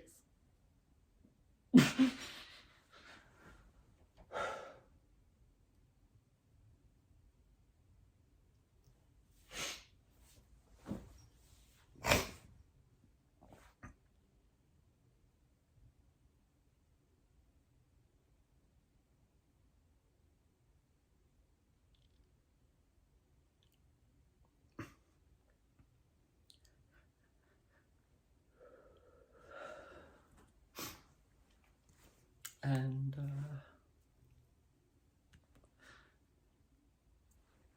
that was really hard summer. I don't even enjoy being in Toronto anymore because all I can see are, I just go downtown and all I see are memories of selling myself. Oh, I was in there, in that place, in that condo, in that hotel. I even sold myself to the owner of Remington's.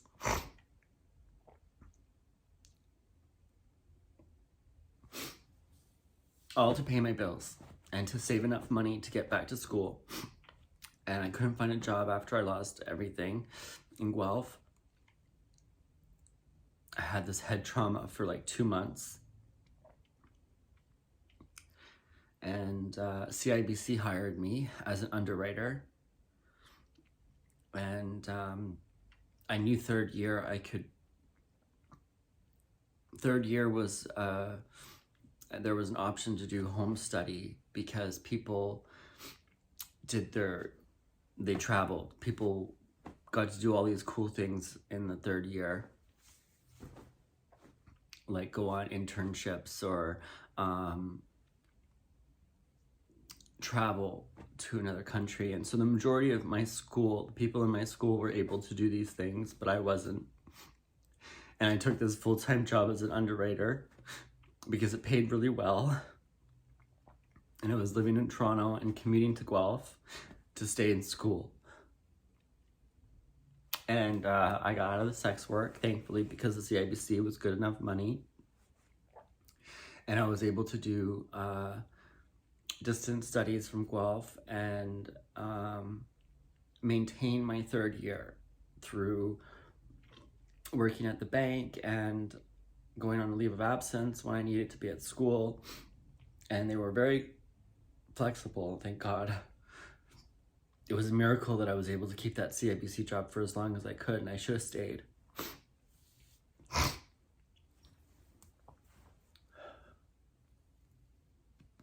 I should have stayed. I was doing really well there. And I got really good marks on my third year, and I thought I would have to leave my job at CIBC.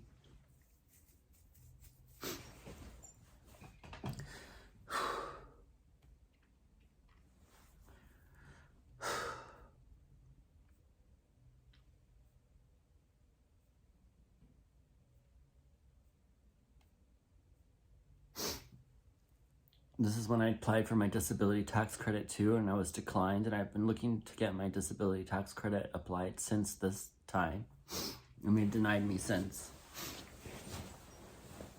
It's fucked up, man.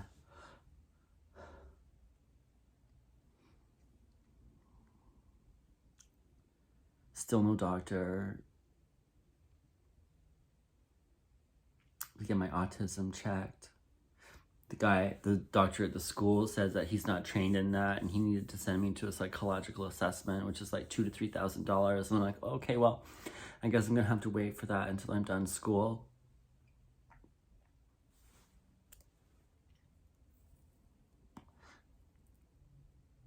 Financially, I didn't care. I was screaming at everybody at this point too. I was so angry at how much I'd lost at this point of my soul, my dog's health, my health.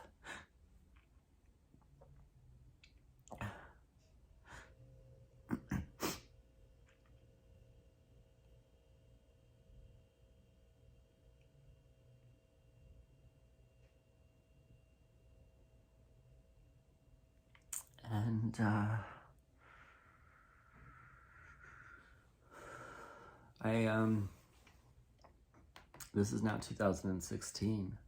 Fuck.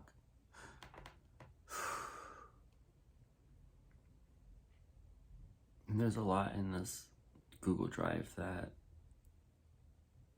you know,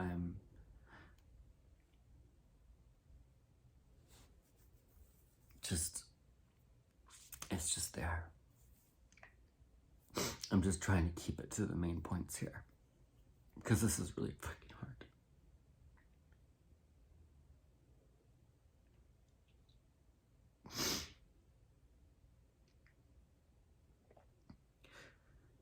So, during my correspondence, I was trying to get ahead of everything. I was doing these home studies while working at CIBC, and I was like, I'm gonna get ahead of my thesis. So I picked all these independent studies that I could use as research for my thesis later. I was trying to be really, really proactive and constructive with my time. And I had this really amazing thesis about stormwater management, and I had so much evidence that I was going to do, but it was going to be a really hard one, right? Because it's it was not really outside my breadth of knowledge, but it was an area that I really had to make sure that I was using all of the most up-to-date information and really cross-checked what I was researching and everything.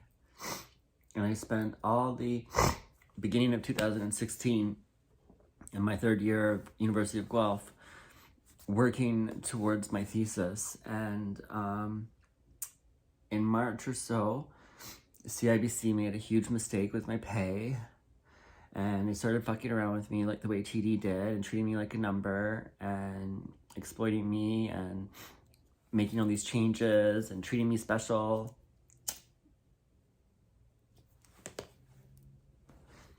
And, you know, I cornered the director, and I'm like, you know, you can't do this. This is not how ethics are. This is not ethical. And she backed off, and I went on a leave. And I finished. It was like, I don't think I went on a leave yet, actually. When did I go on a leave? I don't remember, but it was in the summer, right? It was after I met my dad. Oh my God, we haven't even gotten there yet. Oh, fuck. So they were retaliating because I was challenging them, CIBC. And I went to the director and I'm like, this is unethical. You can't be doing this. So they backed off.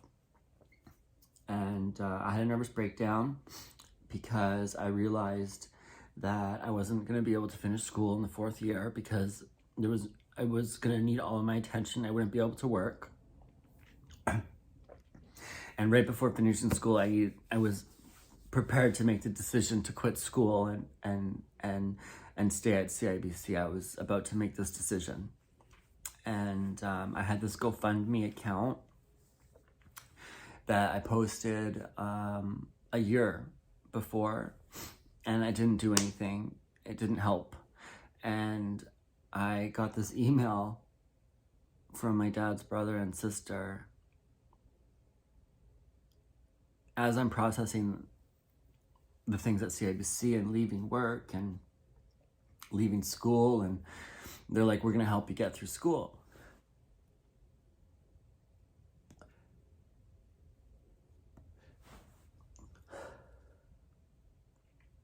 But really what they wanted to do was just absolve themselves of the guilt of finding a family member in the state that I was in.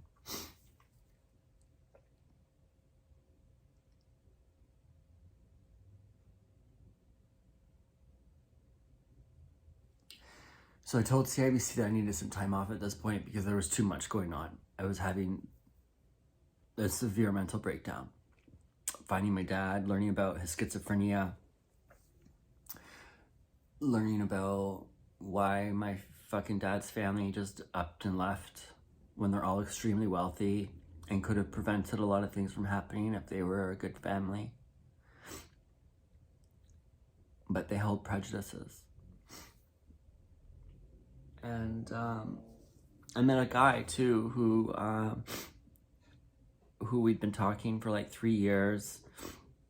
He was so nice, and we started dating in June, and all of these sudden changes, I was like over the limit that I could handle. And I took a leave, and I went up north where my home is to try and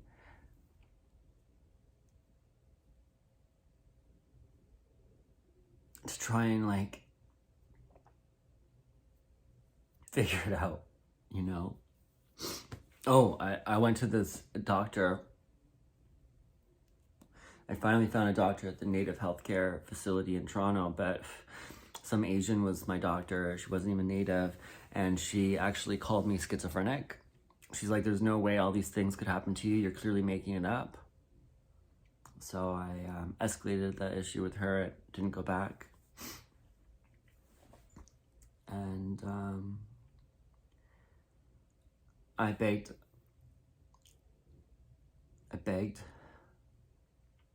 for mercy. All of this while everything, the house fire lawsuit's still active against me. My lawyer's at this point trying to get me to settle. She lied to me and was like, the insurance company is going to take you to court for all your money. And I'm like, I had to reply to her. I'm like, excuse me?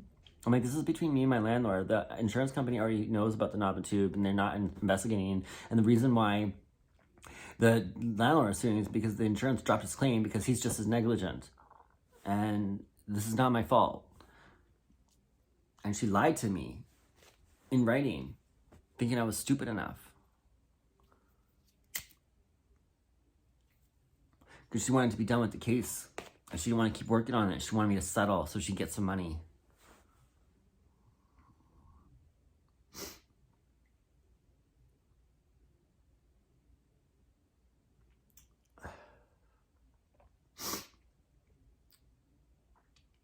And here I am going up to the CIBC CEOs now, trying to negotiate a doctor with them, explain the whole situation, all the things that are going on. And this guy, who is my dad's brother, is like, finds out about my car, and I've got no brakes. Like, by the time he finds me, I had no brakes. When I mean I had no brakes, I mean like I was supposed to get my brakes repaired in 2013. It was now 2016, 3 years later. And they were so rusted that like every time I hit the brakes, it would just hit metal and rust would fly off. My tires were brown. And I was commuting to Guelph and driving slow in the slow lane, just trying to stay alive.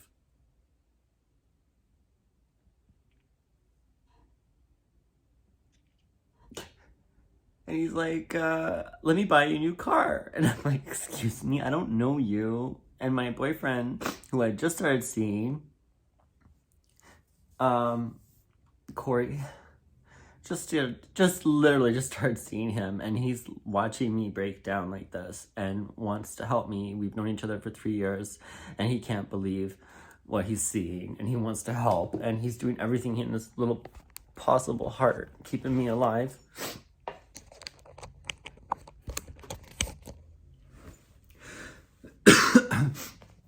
And he's like, take the offer, Aaron. And I'm like, I have a car. And he's like, well, okay, right? So I get my brakes fixed. I get what's needed done on my car, and I'm so happy. And they said they're going to pay for my tuition. And I'll have enough money with my OSAP, right? For the first time ever, I'll be able to go through it okay. Not the case. Very, very stressful.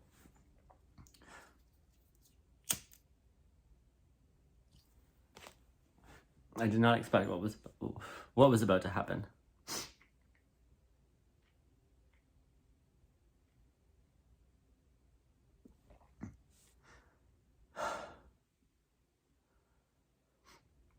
And I told him I got the Taurus fixed. I'm happy I can get to school with breaks. I'm commuting from Toronto to Guelph. And it's winter.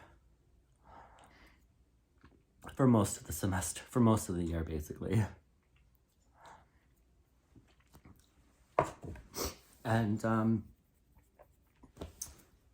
he gets my car fixed, and he's like, he's paid my tuition. He's like, I hope you trust me now. And I was confused. I was like, okay. He sends me a picture of his Audi, his like $100,000 car. He's like, I want to buy you a car. You know, I'll pay off the lease or whatever, or this and that. I'm like, and then my boyfriend, his mom just lost her car, and he's like, oh well, you know, my mom could really use your old car. Why don't you get this new car? And you know, we're gonna be together no matter what. And I thought I found my one true love. Honestly, after 2 months, I was so desperate for something. And I just bought into all of these things that people were telling me. That Corey would stay with me no matter what, you know, and I gave his mom my car. And I let my dad's brother buy me a new car. And he wouldn't buy me an old one. It had to be like a new one, like in the last year. It was very adamant that he wouldn't put money on another used car. But he needed to buy me this car. And I couldn't understand why he would... I didn't understand. I was just like, whatever. I found this 2015 Ford Fusion. It's a demo. It's cheap. Cheaper than what he cared for. And I was at CIBC, so I had great credit at this time. I was able to get the loan and pay the car with cash because my credit and my income and my ratings were so good. And I said, don't worry about co-signing it. You know, I trust you, you're my family, right? I thought.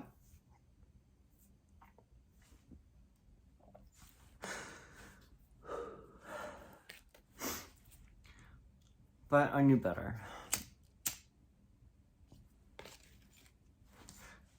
Because the day I met my dad's sister for the first time, before they pay for everything, the day that they found me, that I found out about my dad's schizophrenia, we went to this yacht club in Toronto. We met at this yacht club. She invited me to this yacht club. This is my first introduction to my dad's family. And she tells me that my dad has schizophrenia, that it developed shortly after I was born, and that he's been institutionalized or living with family and off the grid or in someone else's housing's name. And that's why my mom could never find him. And I'm like, you knew I was born. You knew where I was. You always knew. You still found me. You put my name into the Google and found me because I'm all over the internet. I've been looking for you guys forever. You chose to not be found. You chose to leave me here. You know?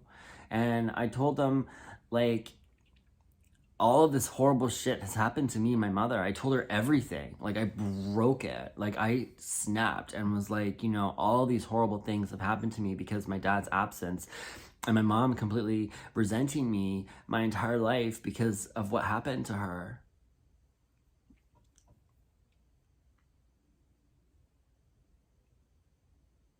And I brought up this. So I'm like, you guys just want me to like trust you after 30 years, 30 something years, you know, you're not in my life. And then all of a sudden you want to be, because I told her that's what I need. And I said, I want to meet my dad. I need a family, you know? And the one thing that I'll always remember, she wasn't very happy about my autism. She didn't understand it. I felt a lot of like disgust a little bit.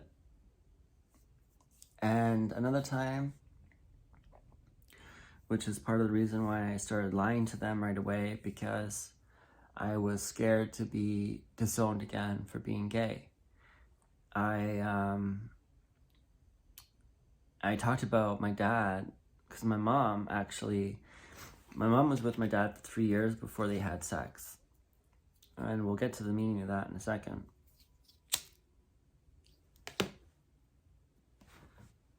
My mom was told by him that he wanted to become a minister. Comes from a very Roman Catholic family, Irish, Italian, Roman Catholic, very intense mafia-like Catholicism on my dad's side. And it definitely made an impact on my dad.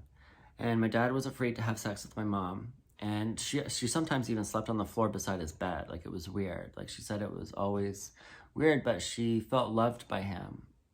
And it was like the first time she ever felt accepted. So she was like, whatever. And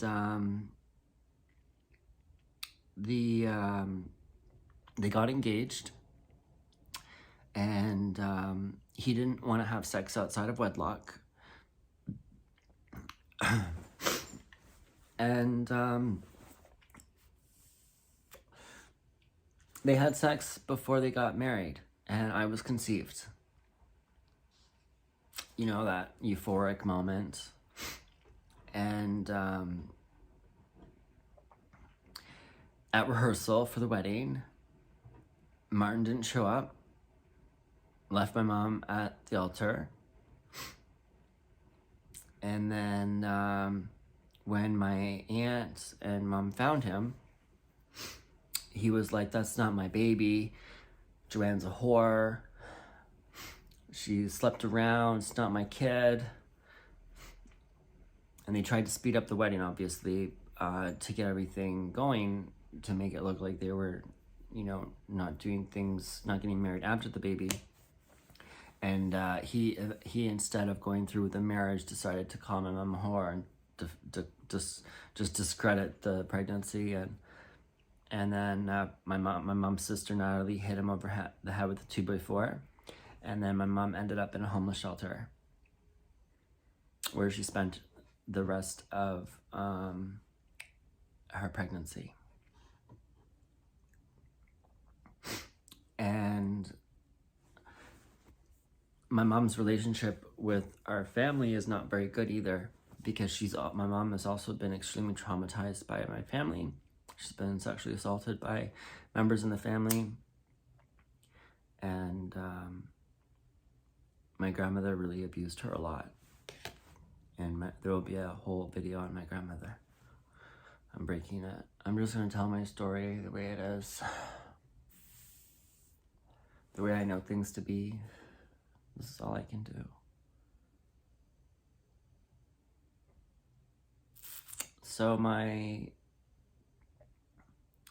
mom's in St. Joseph's pregnant women homeless shelter on William in London, Ontario.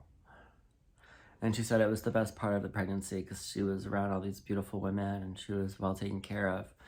But she went in there with the intention to get an abortion.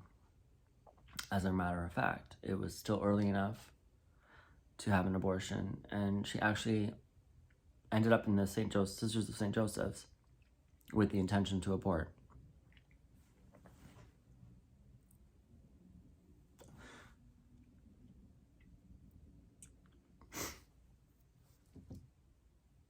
I will talk about the rest at my mom's movie. The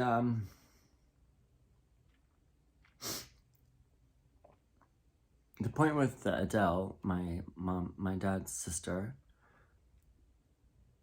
is she thought he might be gay. And I told Adele, I was like, you know, my mom, based off of like not being able to have sex with my mom for 3 years, and then like me being gay, and then, or sorry, I didn't say that, like, she said that to me, but I didn't say that to Adele, but like, you know, when my mom found out I was gay, this is when she told me the story about my dad. She's like, I always thought your dad was gay too, and before it was always because he wanted to be some Catholic guy, and then when I turned out to be gay to her, she's like, oh, well, I always thought your dad was gay too. So I had this in the back of my mind. And I told my dad's sister, I was like, you know, my mom actually always thought that he was gay. And she looked at me with like horror, like, no, nobody in our family is gay, were her words. Nobody in our family has that or has that. She didn't even say gay. She's like, nobody in our family is that, especially Martin. She's like, especially Martin. And I was like, oh, okay.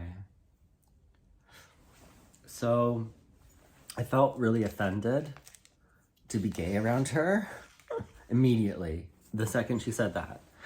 And I've already dealt with being abandoned by people in my family, and I grew up around homophobic slurs, and I'm already very much traumatized by that. So I was like, I have a girlfriend. I don't know who you are. I don't want to lose you yet. That was my thought. I was like, I don't want to lose you yet.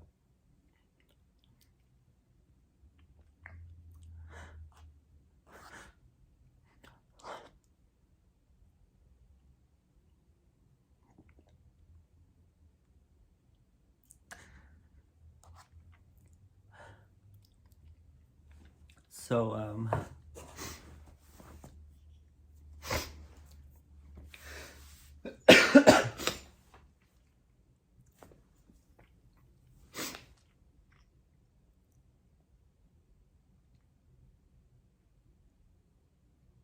and all the evidence of this is pretty much here, except for, I don't know, I've done a really good job at keeping the score and keeping the receipts. I don't know why. I do know why, because David Russell.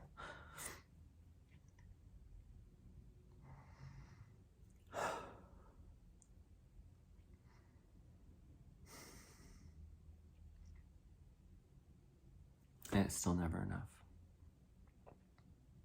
for justice. In fact, I've learned that nothing is enough for justice if you're not enough.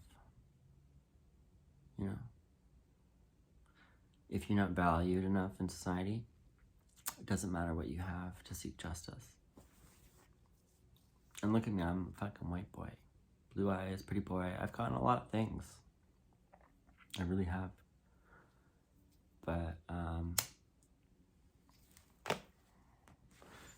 I have too many chips and they're all there and people see them.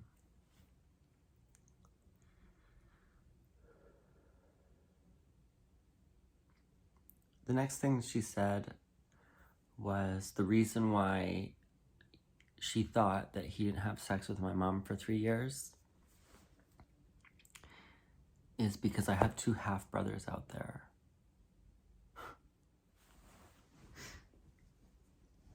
I'll probably never meet them.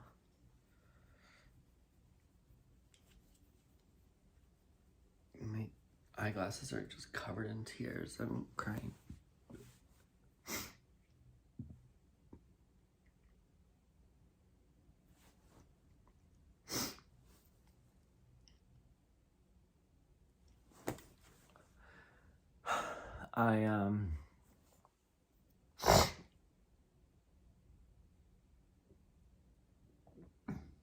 I really can't believe this, but he did the same thing to 2 other women. Called them whores after getting them pregnant. And they both kept the kids. And the O'Neill family doesn't know who they are, and they don't want anything to do with Martin.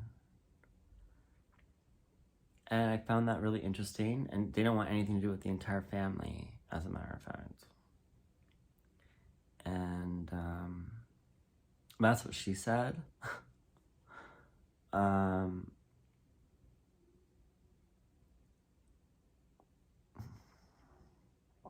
I think my dad's family is pretty bad. I thought my mom's family was really bad. But, yeah. But bad in the puritanical, I'm so amazing, everyone else is below me kind of way. That's my dad's side. The real Roman Catholic evil. And my mom's side is just trauma, you know, pain, people who are in pain cause pain.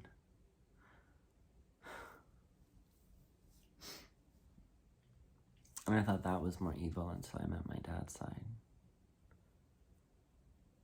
Puts things into perspective.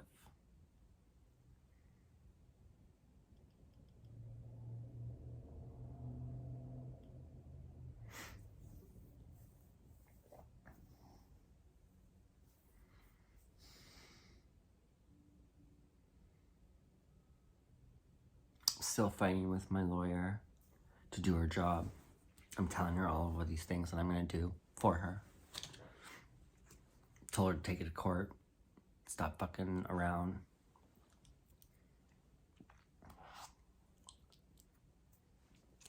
And then she stopped talking to me for like a little while, a long time.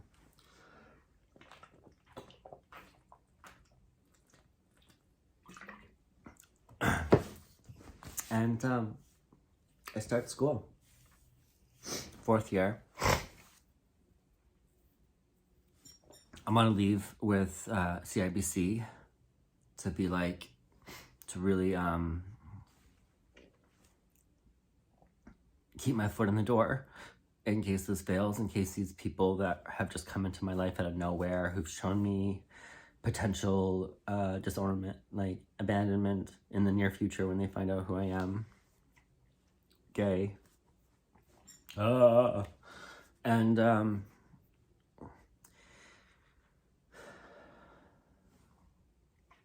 my God, I took on a lot. I was doing an incredible large thesis. I was going to do all of University Avenue, and that was my capstone. And then it was all going to be, I was going to deal with stormwater management throughout the whole system. And I was going to like redesign University Avenue to be like a very modern boulevard. And I was really excited. I saw a lot of problems when I was living in Toronto, walking through it.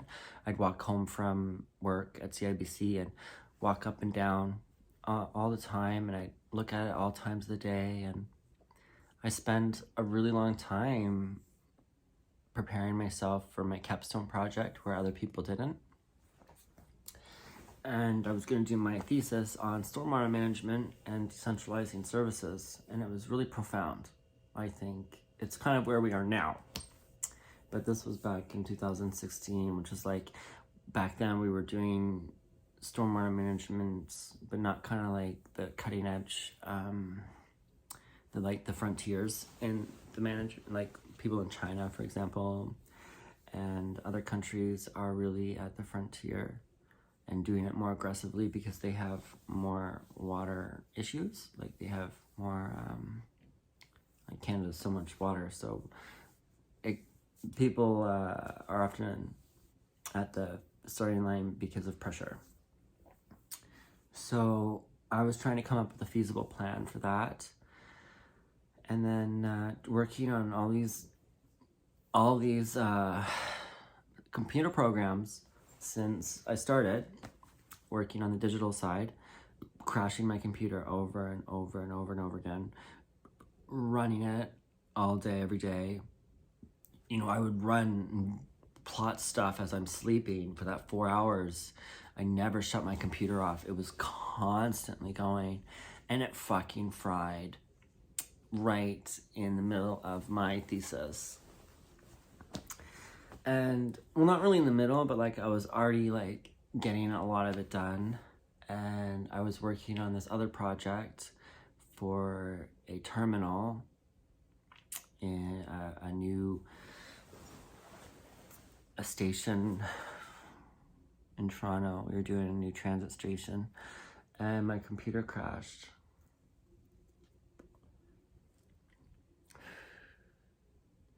And so I had to call my uncle, who's now put a car in my name,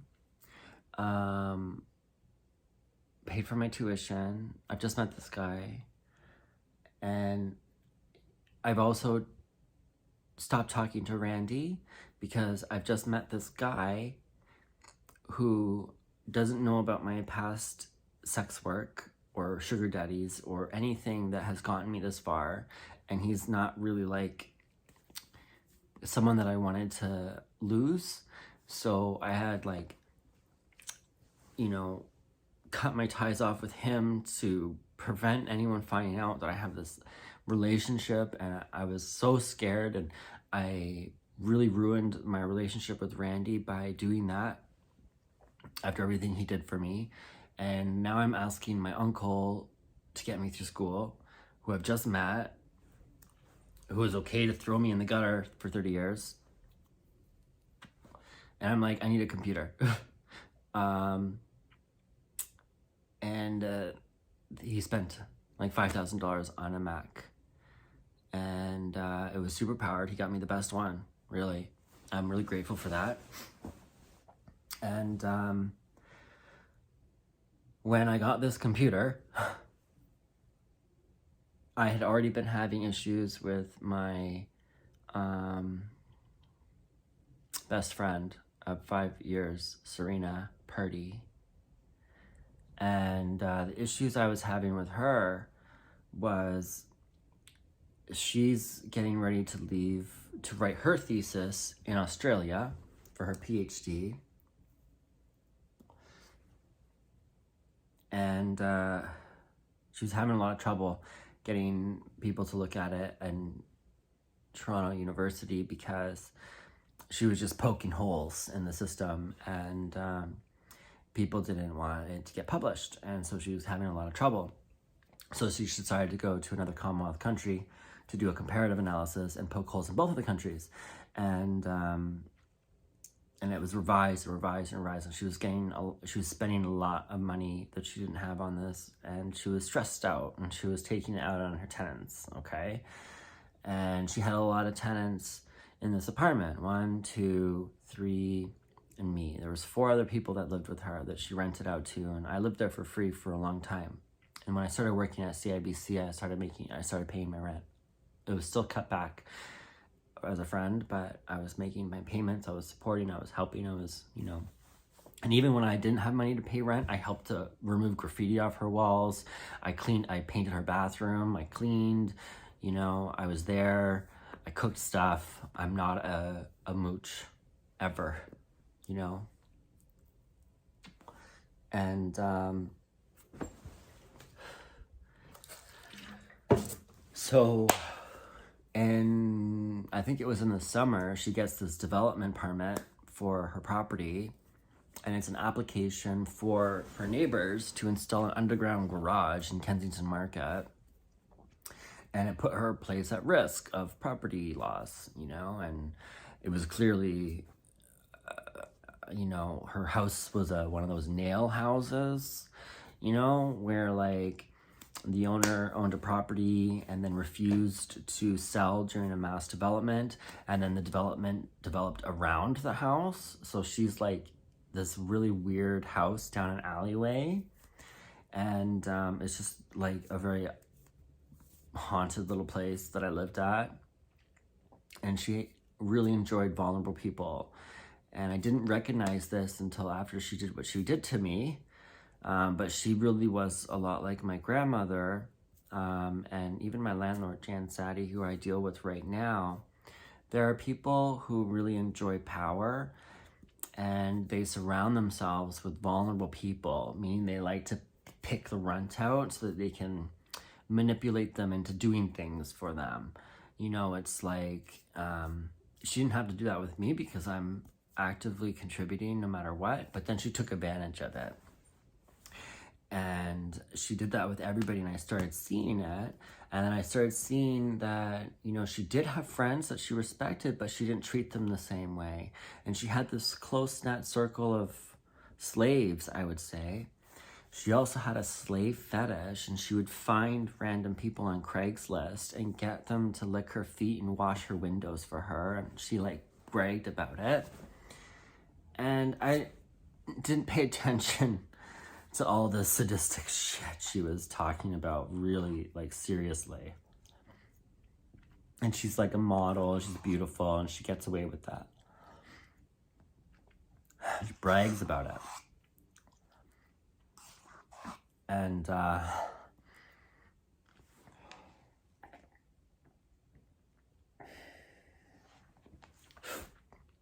God, it's gonna feel so good to get this all off my chest.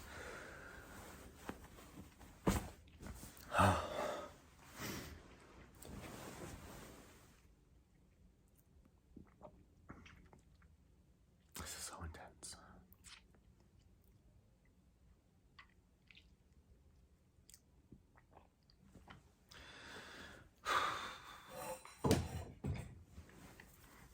So, a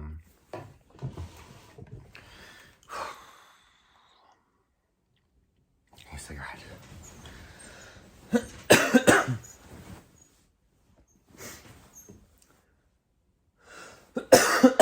My lungs say no, but I want one.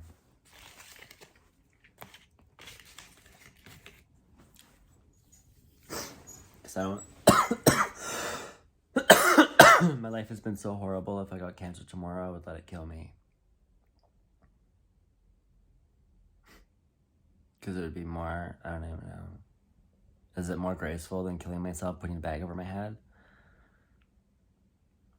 I don't know. I think I should be euthanized, but they don't care about me. I don't deserve that either, apparently. So, let's see.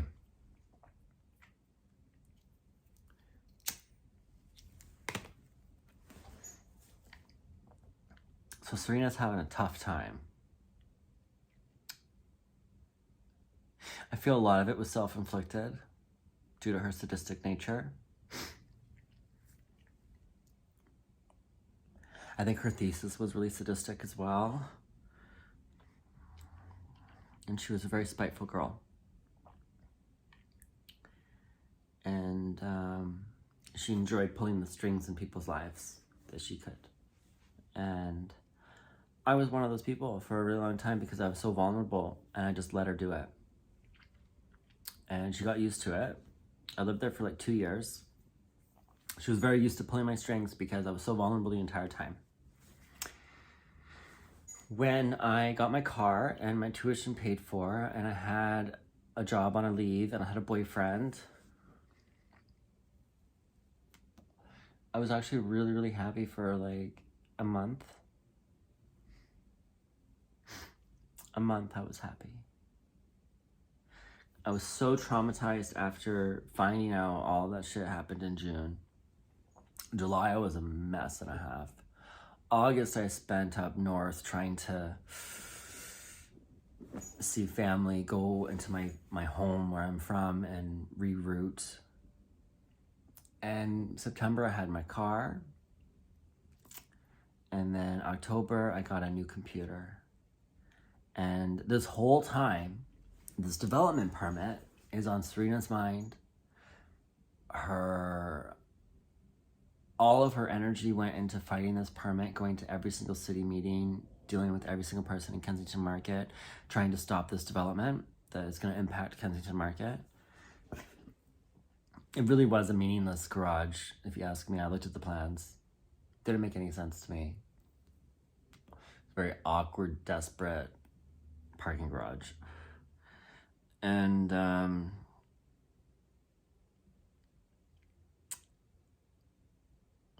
she put the responsibility onto her tenants.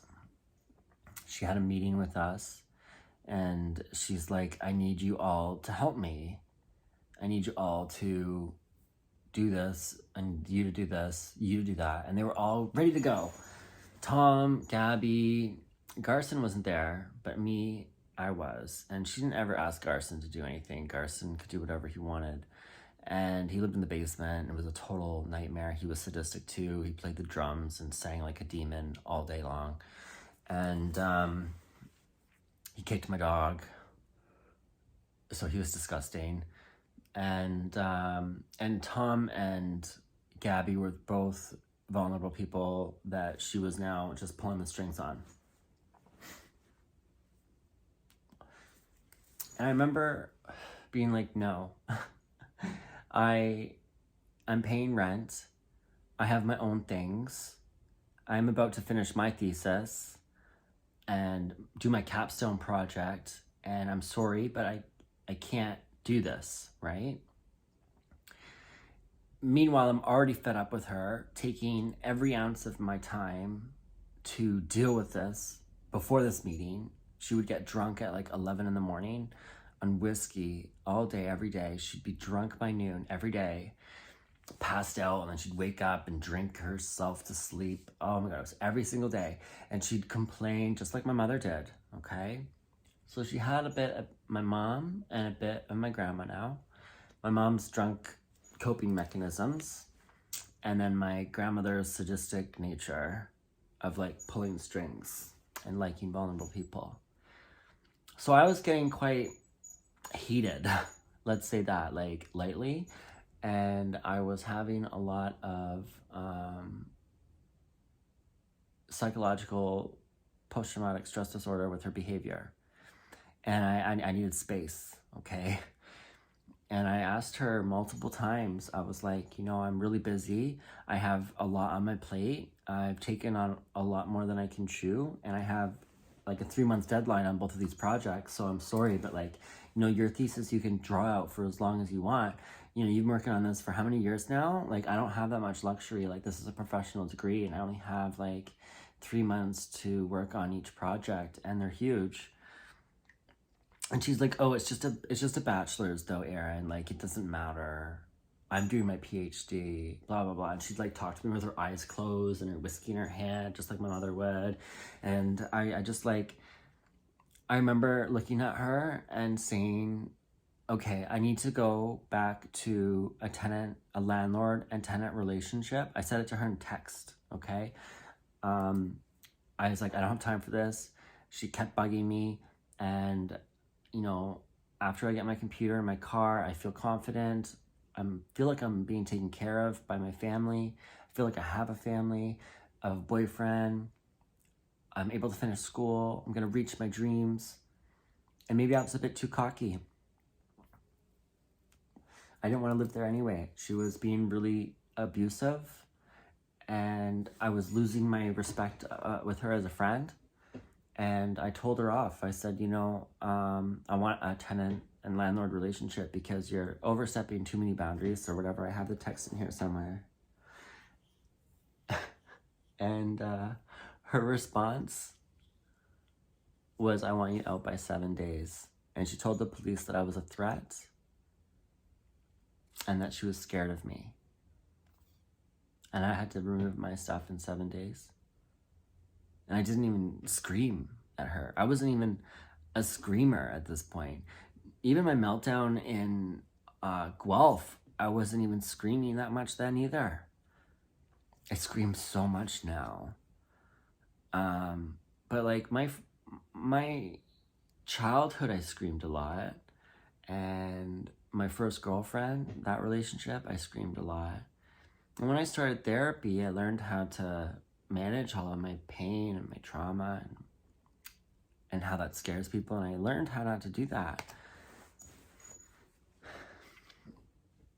And after I was raped in college by that guy, and what happened at the University of Guelph and ended up in sex work, I had developed some more trauma that I hadn't been able to work out. And I still wasn't screaming. Yeah. It takes a lot. It takes a lot for me. So,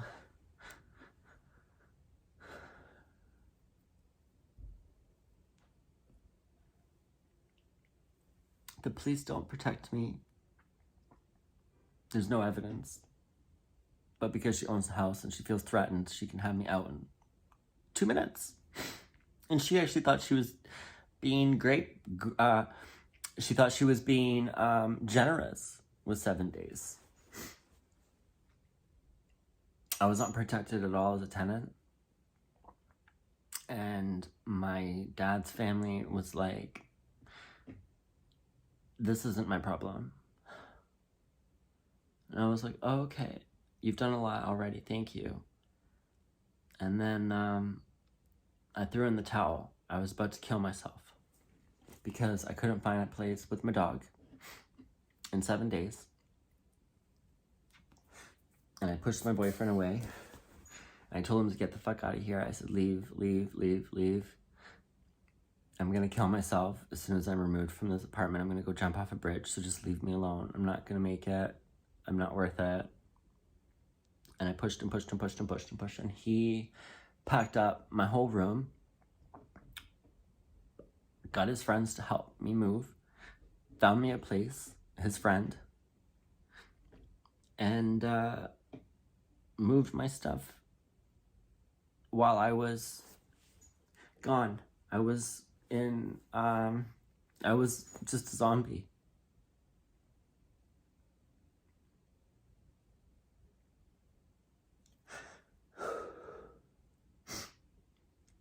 To be displaced like that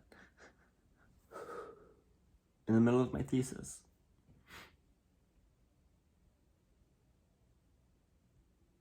For asking a friend to stop abusing me. Betrayal is one of the worst things you can survive. It's well known.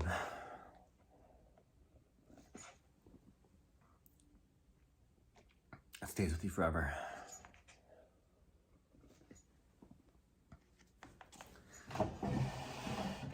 Save this frosty for later. Oh God, I'm so tired.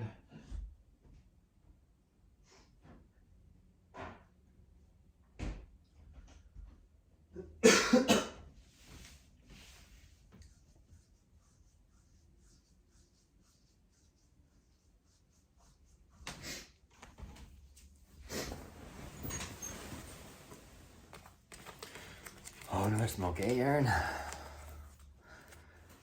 Oh. So, I guess where I end up. You know where my boyfriend finds me? A place where he goes to school.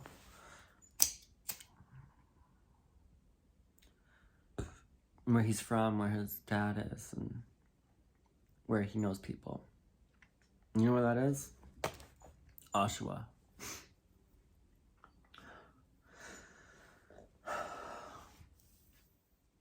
Oh, and the whole time I've been blacklisted because my petition worked against this university professor that I initially started taking down in second year.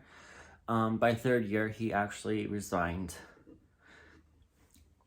because he wasn't able to keep up with the demands of what is expected today, and he was using material from 30 years ago, and he was dated, and he wasn't willing to do the work to keep up, so he resigned. And we hired some younger people who were able to teach design today. But I never got to experience the fruits of my labor. All I got was blacklisted by the whole school. And by fourth year, a lot of the professors hated me. And they treated me differently than the other kids. And so it was a struggle to keep up as I'm trying to kill myself. No friends anymore at school. Lost all my other friends. Serena was successful at convincing everybody that I was a monster, when she is the monster. And everybody let her do what she did. So I just said goodbye to all of my closest friends for the last 5 years because of that betrayal.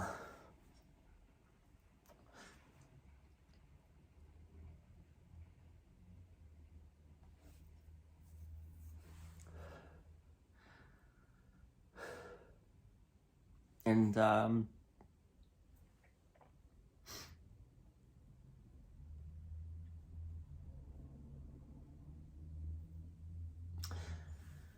I could tell that my dad's family was like looking at me differently a little bit after I got kicked out in 7 days. They're like, that doesn't happen to the average person. But no, I would never have picked that place either if I wasn't kicked out of my other place because he sold the condo after I got raped and was dealing with health issues and couldn't find a job and during finals. And I would never have ended up in Serena's place if I wasn't in that situation of being so vulnerable to begin with.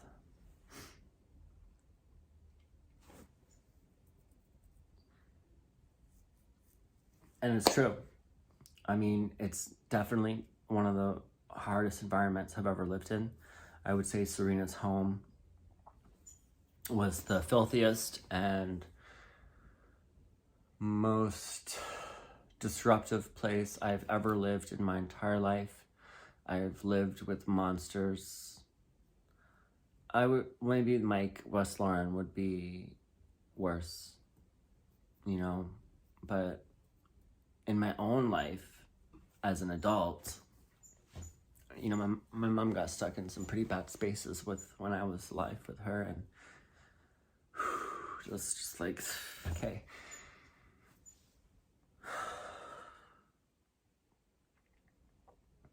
I just pictured that room with the hole in it all the time.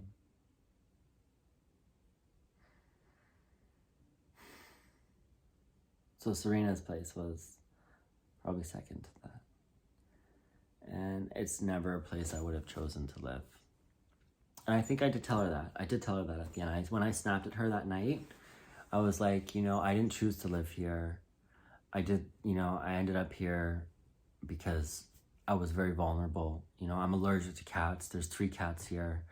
And, living above a drummer has not been ideal for me at all. I'm up all night. He starts singing in the morning. He's extremely obnoxious. And, I definitely let her know that, I have been put into a tough spot here too, And I was just like, I just need some space. Like, I can't handle your making me responsible for your problems. I've done so much for you as well, but right now I need to focus on me. If that's okay. I think as a friend, I should have been able to have that conversation with her and it wouldn't have ended up with me being evicted in 7 days. But I could tell that my dad's side of the family was like, okay, who is this guy? I can't help him with that. This is too weird. So I ended up in Oshawa, which is a 3-hour commute right before winter, which turns into a 4 to 5 hour commute depending on the snowstorm.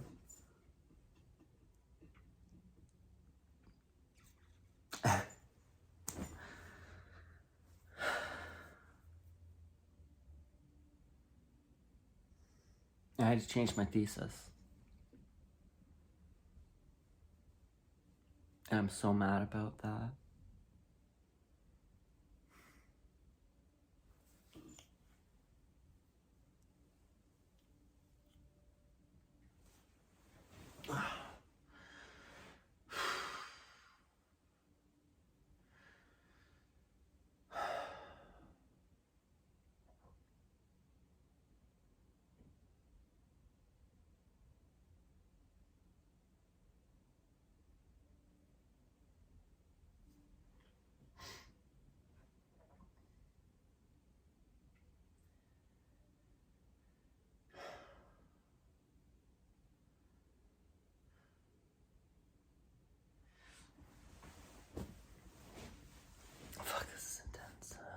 passage so it doesn't.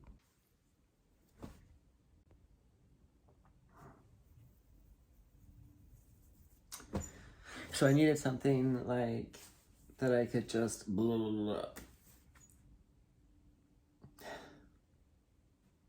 I thought to myself, okay, what in landscape architecture can I prove or provide a useful argument out of all the knowledge I can speak for with at least 10 years of experience?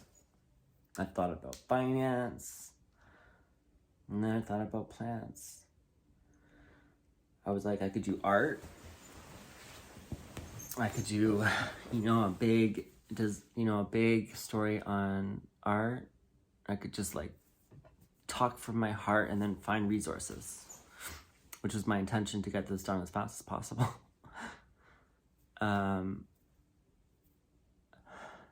Whereas my stormwater management, I would have had to find the source and then read it and then interpret it and, provide it and then source it. That was going to be something that I needed to start doing from the beginning, and I needed a lot less things in my way, or a lot less lost time, because I lost a lot of time in between that day that I got kicked out to when I moved to when I actually started to say, okay, I can maybe do this still, thanks to Corey. I'm alive today because of Corey. I'm alive today because of a lot of people.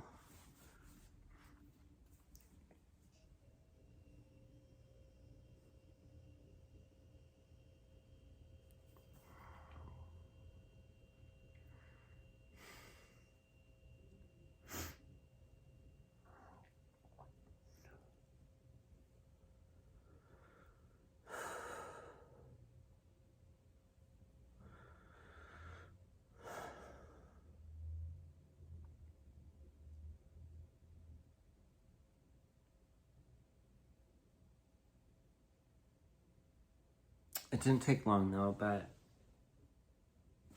it was Corey who was like, maybe pick a different topic that you can speak about really quickly. So I decided to write about what is wrong with native plants and why they're not used. I mean, when I managed the greenhouse, I recognized that, I think, the most, because as the manager of, perennials, I ordered all of these native plants that I've grown myself. My mom and my grandmother would go out and we'd find them and we'd transplant them. My grandmother worked for the Ministry of Natural Resources. She said that we can do that in our traditional territory. And I knew the medicinal properties of things. And I was like, okay, maybe I can figure out why people don't want to buy natives and come up with a solution for it. And I did, and my thesis is really cool. And I did it in like a month.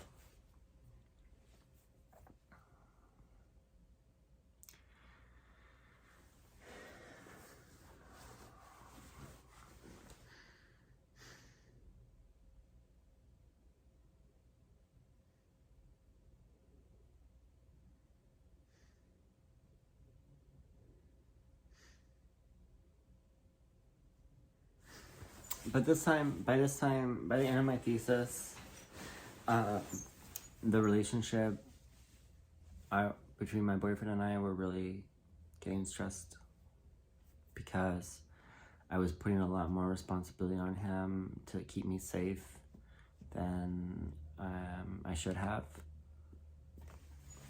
He made all these promises when I was suicidal that I latched onto.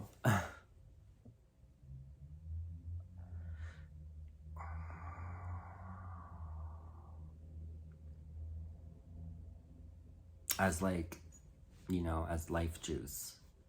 and it was really unfair. And, you know, it wasn't his job, nor has it been anybody's job, as I speak so freely about my trial so that people know.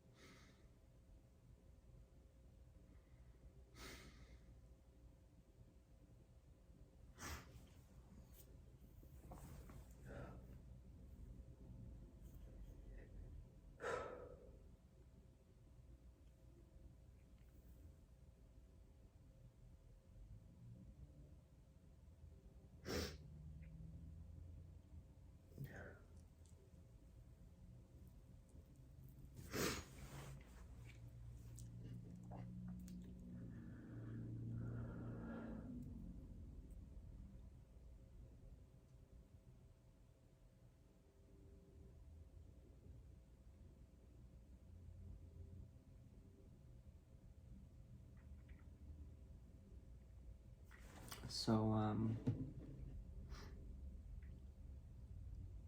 Christmas, I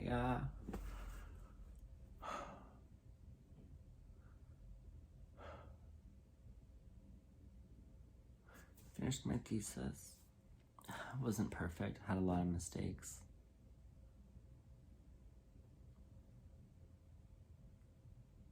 But I was proud of it.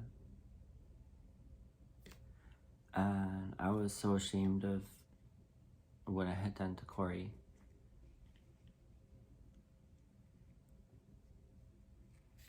You know,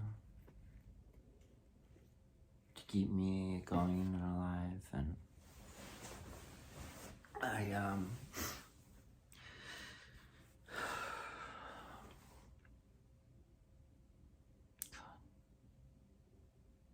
I did everything to fix it at Christmas. For how I made him feel responsible, to keep me alive, even so early in our relationship. And I was a little ungrateful towards it. I was just like, you know, I should just let me die. And I mean it, you know, I meant it. Like, I didn't want him to be responsible for me. And the same way I feel about my mom, like, she should have just aborted me.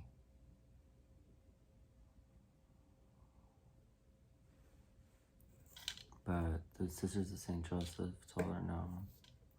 She'd never have kids again if she did another abortion, because I was the third one. So it was like, you know, that's something that I now did to him. I was like, you know, you should just let me die or whatever. And that's very abusive and traumatizing. But that's where I was at emotionally at that point.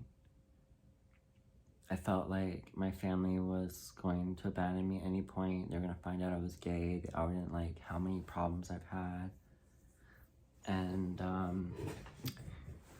you know, it's like I was spiraling, and I really just wanted to die so that Corey didn't have to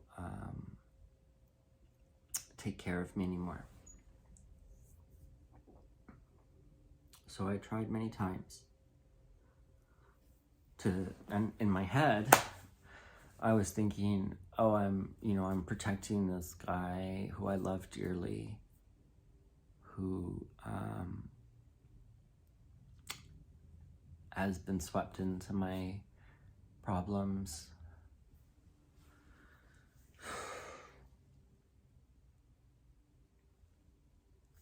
And I decided at that day that I would never pursue love again.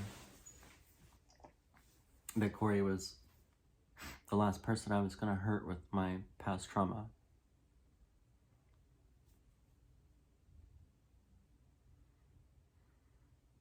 Or current trauma.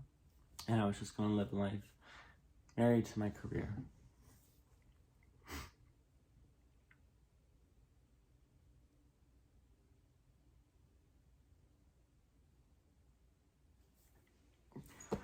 Or maybe fix it. I don't know. I didn't know.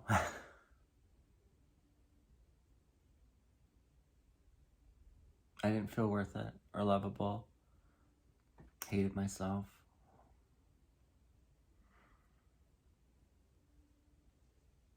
And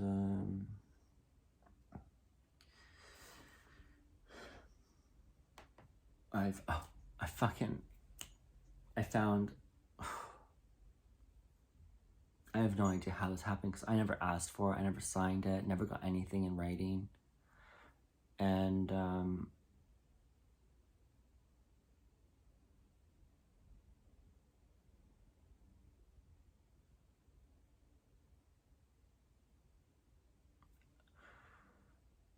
when I quit CIBC, when I thought things were going to work out between Serena and my family and my boyfriend, before I ended up in Oshawa, I was like, okay, I'm going to quit CIBC now because I think I'm going to make sure that I get a job out of landscape architecture when I graduate, thinking I'm never going to need finance again, right? I didn't want to continue holding CIBC on the line for me. So I quit. I felt I was going to graduate, right? No matter what. And then I get a letter in the mail before I left Serena's, and I didn't even open it. Like, I was about to throw it out one day. It was at Christmas time, and what had happened to me is, so Dan was giving me money for living.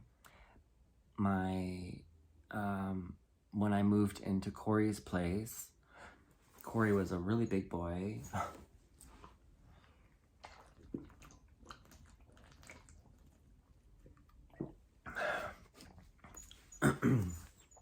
And for some reason, my traumatized brain, honestly, I wasn't myself at all. And my traumatized brain was telling me that I had some sort of contractual obligation to feed Corey and, help him through his school as well, since he saved my life and I was able to get enough support in my final year, and he didn't have that. So I felt obligated to share my wealth. And he ran through it pretty fast, much faster than me, and the food wise. And we were getting like, oh my God, $400 to $600 a month in groceries.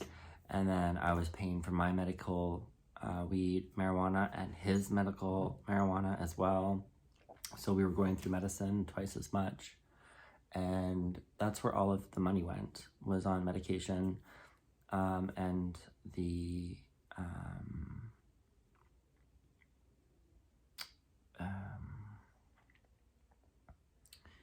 food. I wasn't eating much. I was on uppers and downers trying to get through my capstone project. My wrist was about to fall off, so I was on uppers, downers, and Percocets. His run out, he had a bottle. Corey did. I didn't buy any or get a prescription for any. And I used very little, only for my wrist that was about to fall off, doing all that work. And I had a brace and Tiger's Balm, and I was literally handcuffed to the computer all day, working on my capstone project, University Avenue, which turned out to be much bigger than I thought. I built a 3D model for the entire place, way beyond what I thought I had. It was breathtaking how much I got done, though. So I'll always be remembered.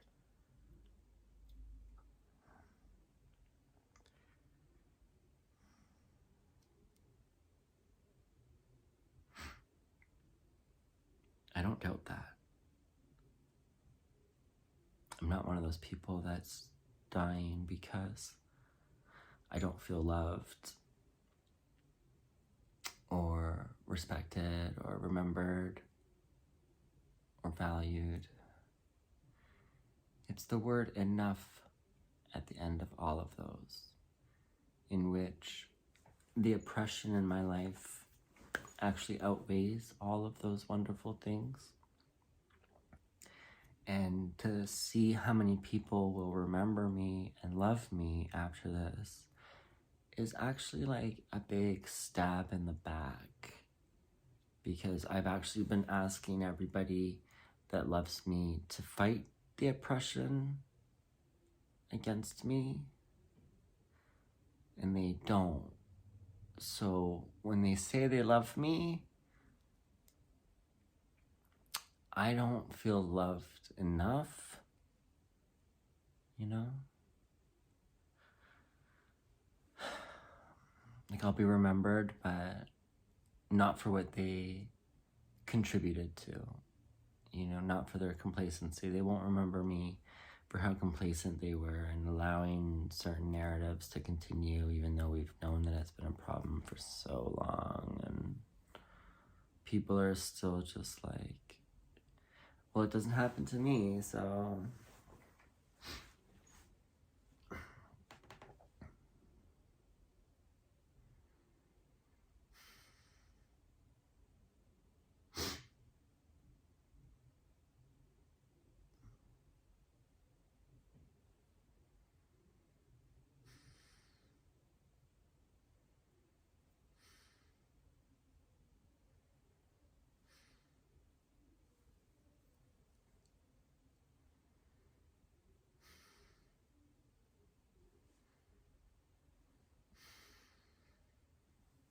So this whole time in the fourth year, I'm fighting with my school still, with all the new mistreatment, being made responsible for Harry's lack of effort to keep things relevant.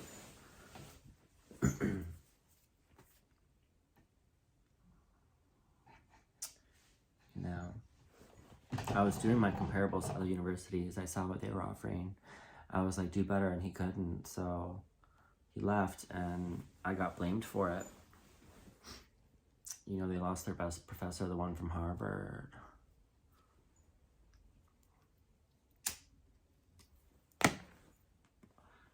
Don't rely on those fucking laurels, darling. I am beside myself looking at all this. So I knew that I wasn't going to be able to live in Ottawa as soon as we moved. It was a very temporary place until I graduated, and then we had to go. We knew that before we moved in, so I didn't feel displaced, but I was going to end up homeless. So I was very adamant at making sure that my capstone was done, because this was my only chance. And if I didn't do good, then I would have to go back to the bank. And if I did good, then I could apply to a landscape architecture firm. And Corey was offered a job in Ottawa at the CSE, you know, Communication Security Establishment. And I thought, okay, well, I have no other place to go. Here's my bread and butter and love and honey and everything. Who's put up with me at my worst. He still loves me. He's lost a lot of patience for me, but he still loves me. And I love him dearly, and I've done a lot of effort to repair the damage. So I was like, I'll move with you to Ottawa. Stantec is in the capital. I wanted to be a global designer, so I thought, let's move to Ottawa and we'll work in the capital. We'll get our security establishment and we'll work really cool stuff, you know? And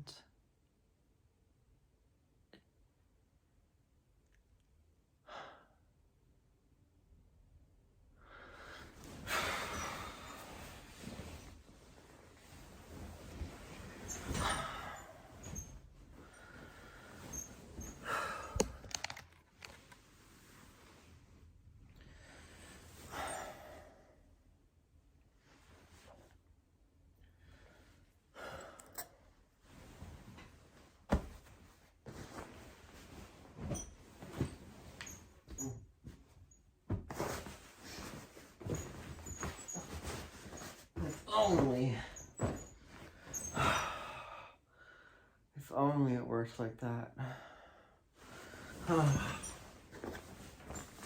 It did for a little.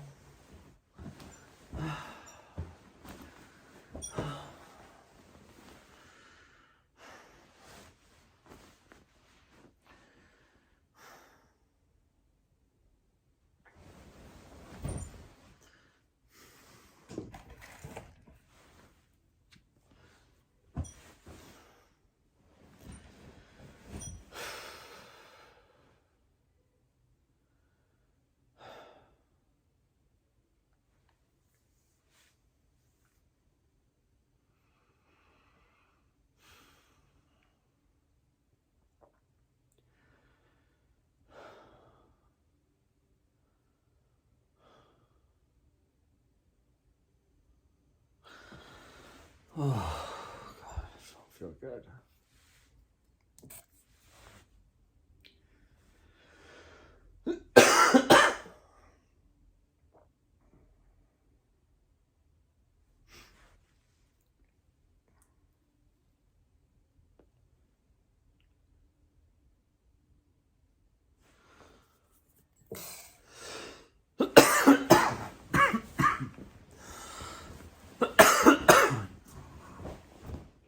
I'm just gonna get comfortable.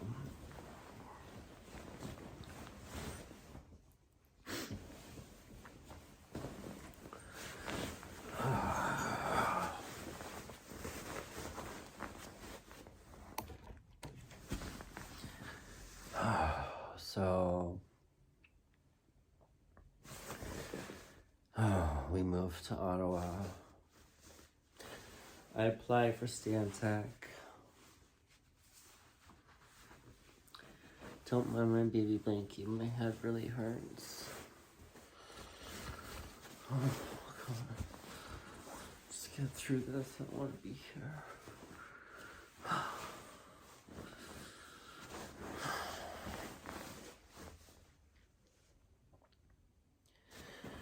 So, oh God.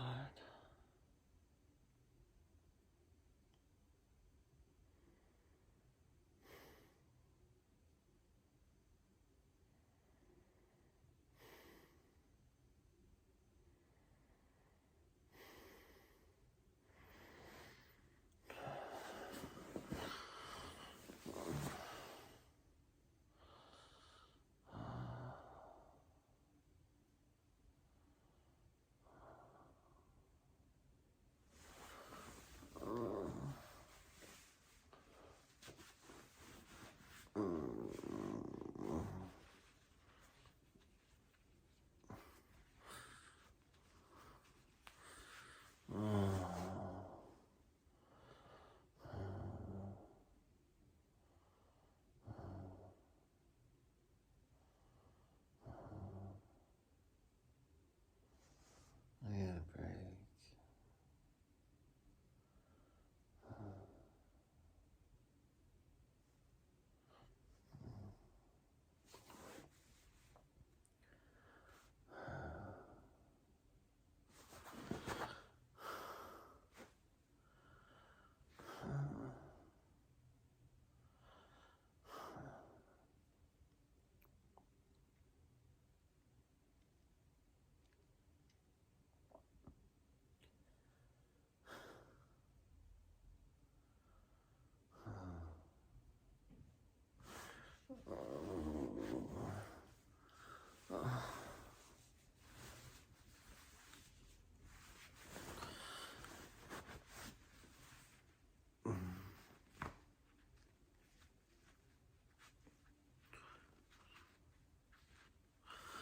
Oh, God, so much pain.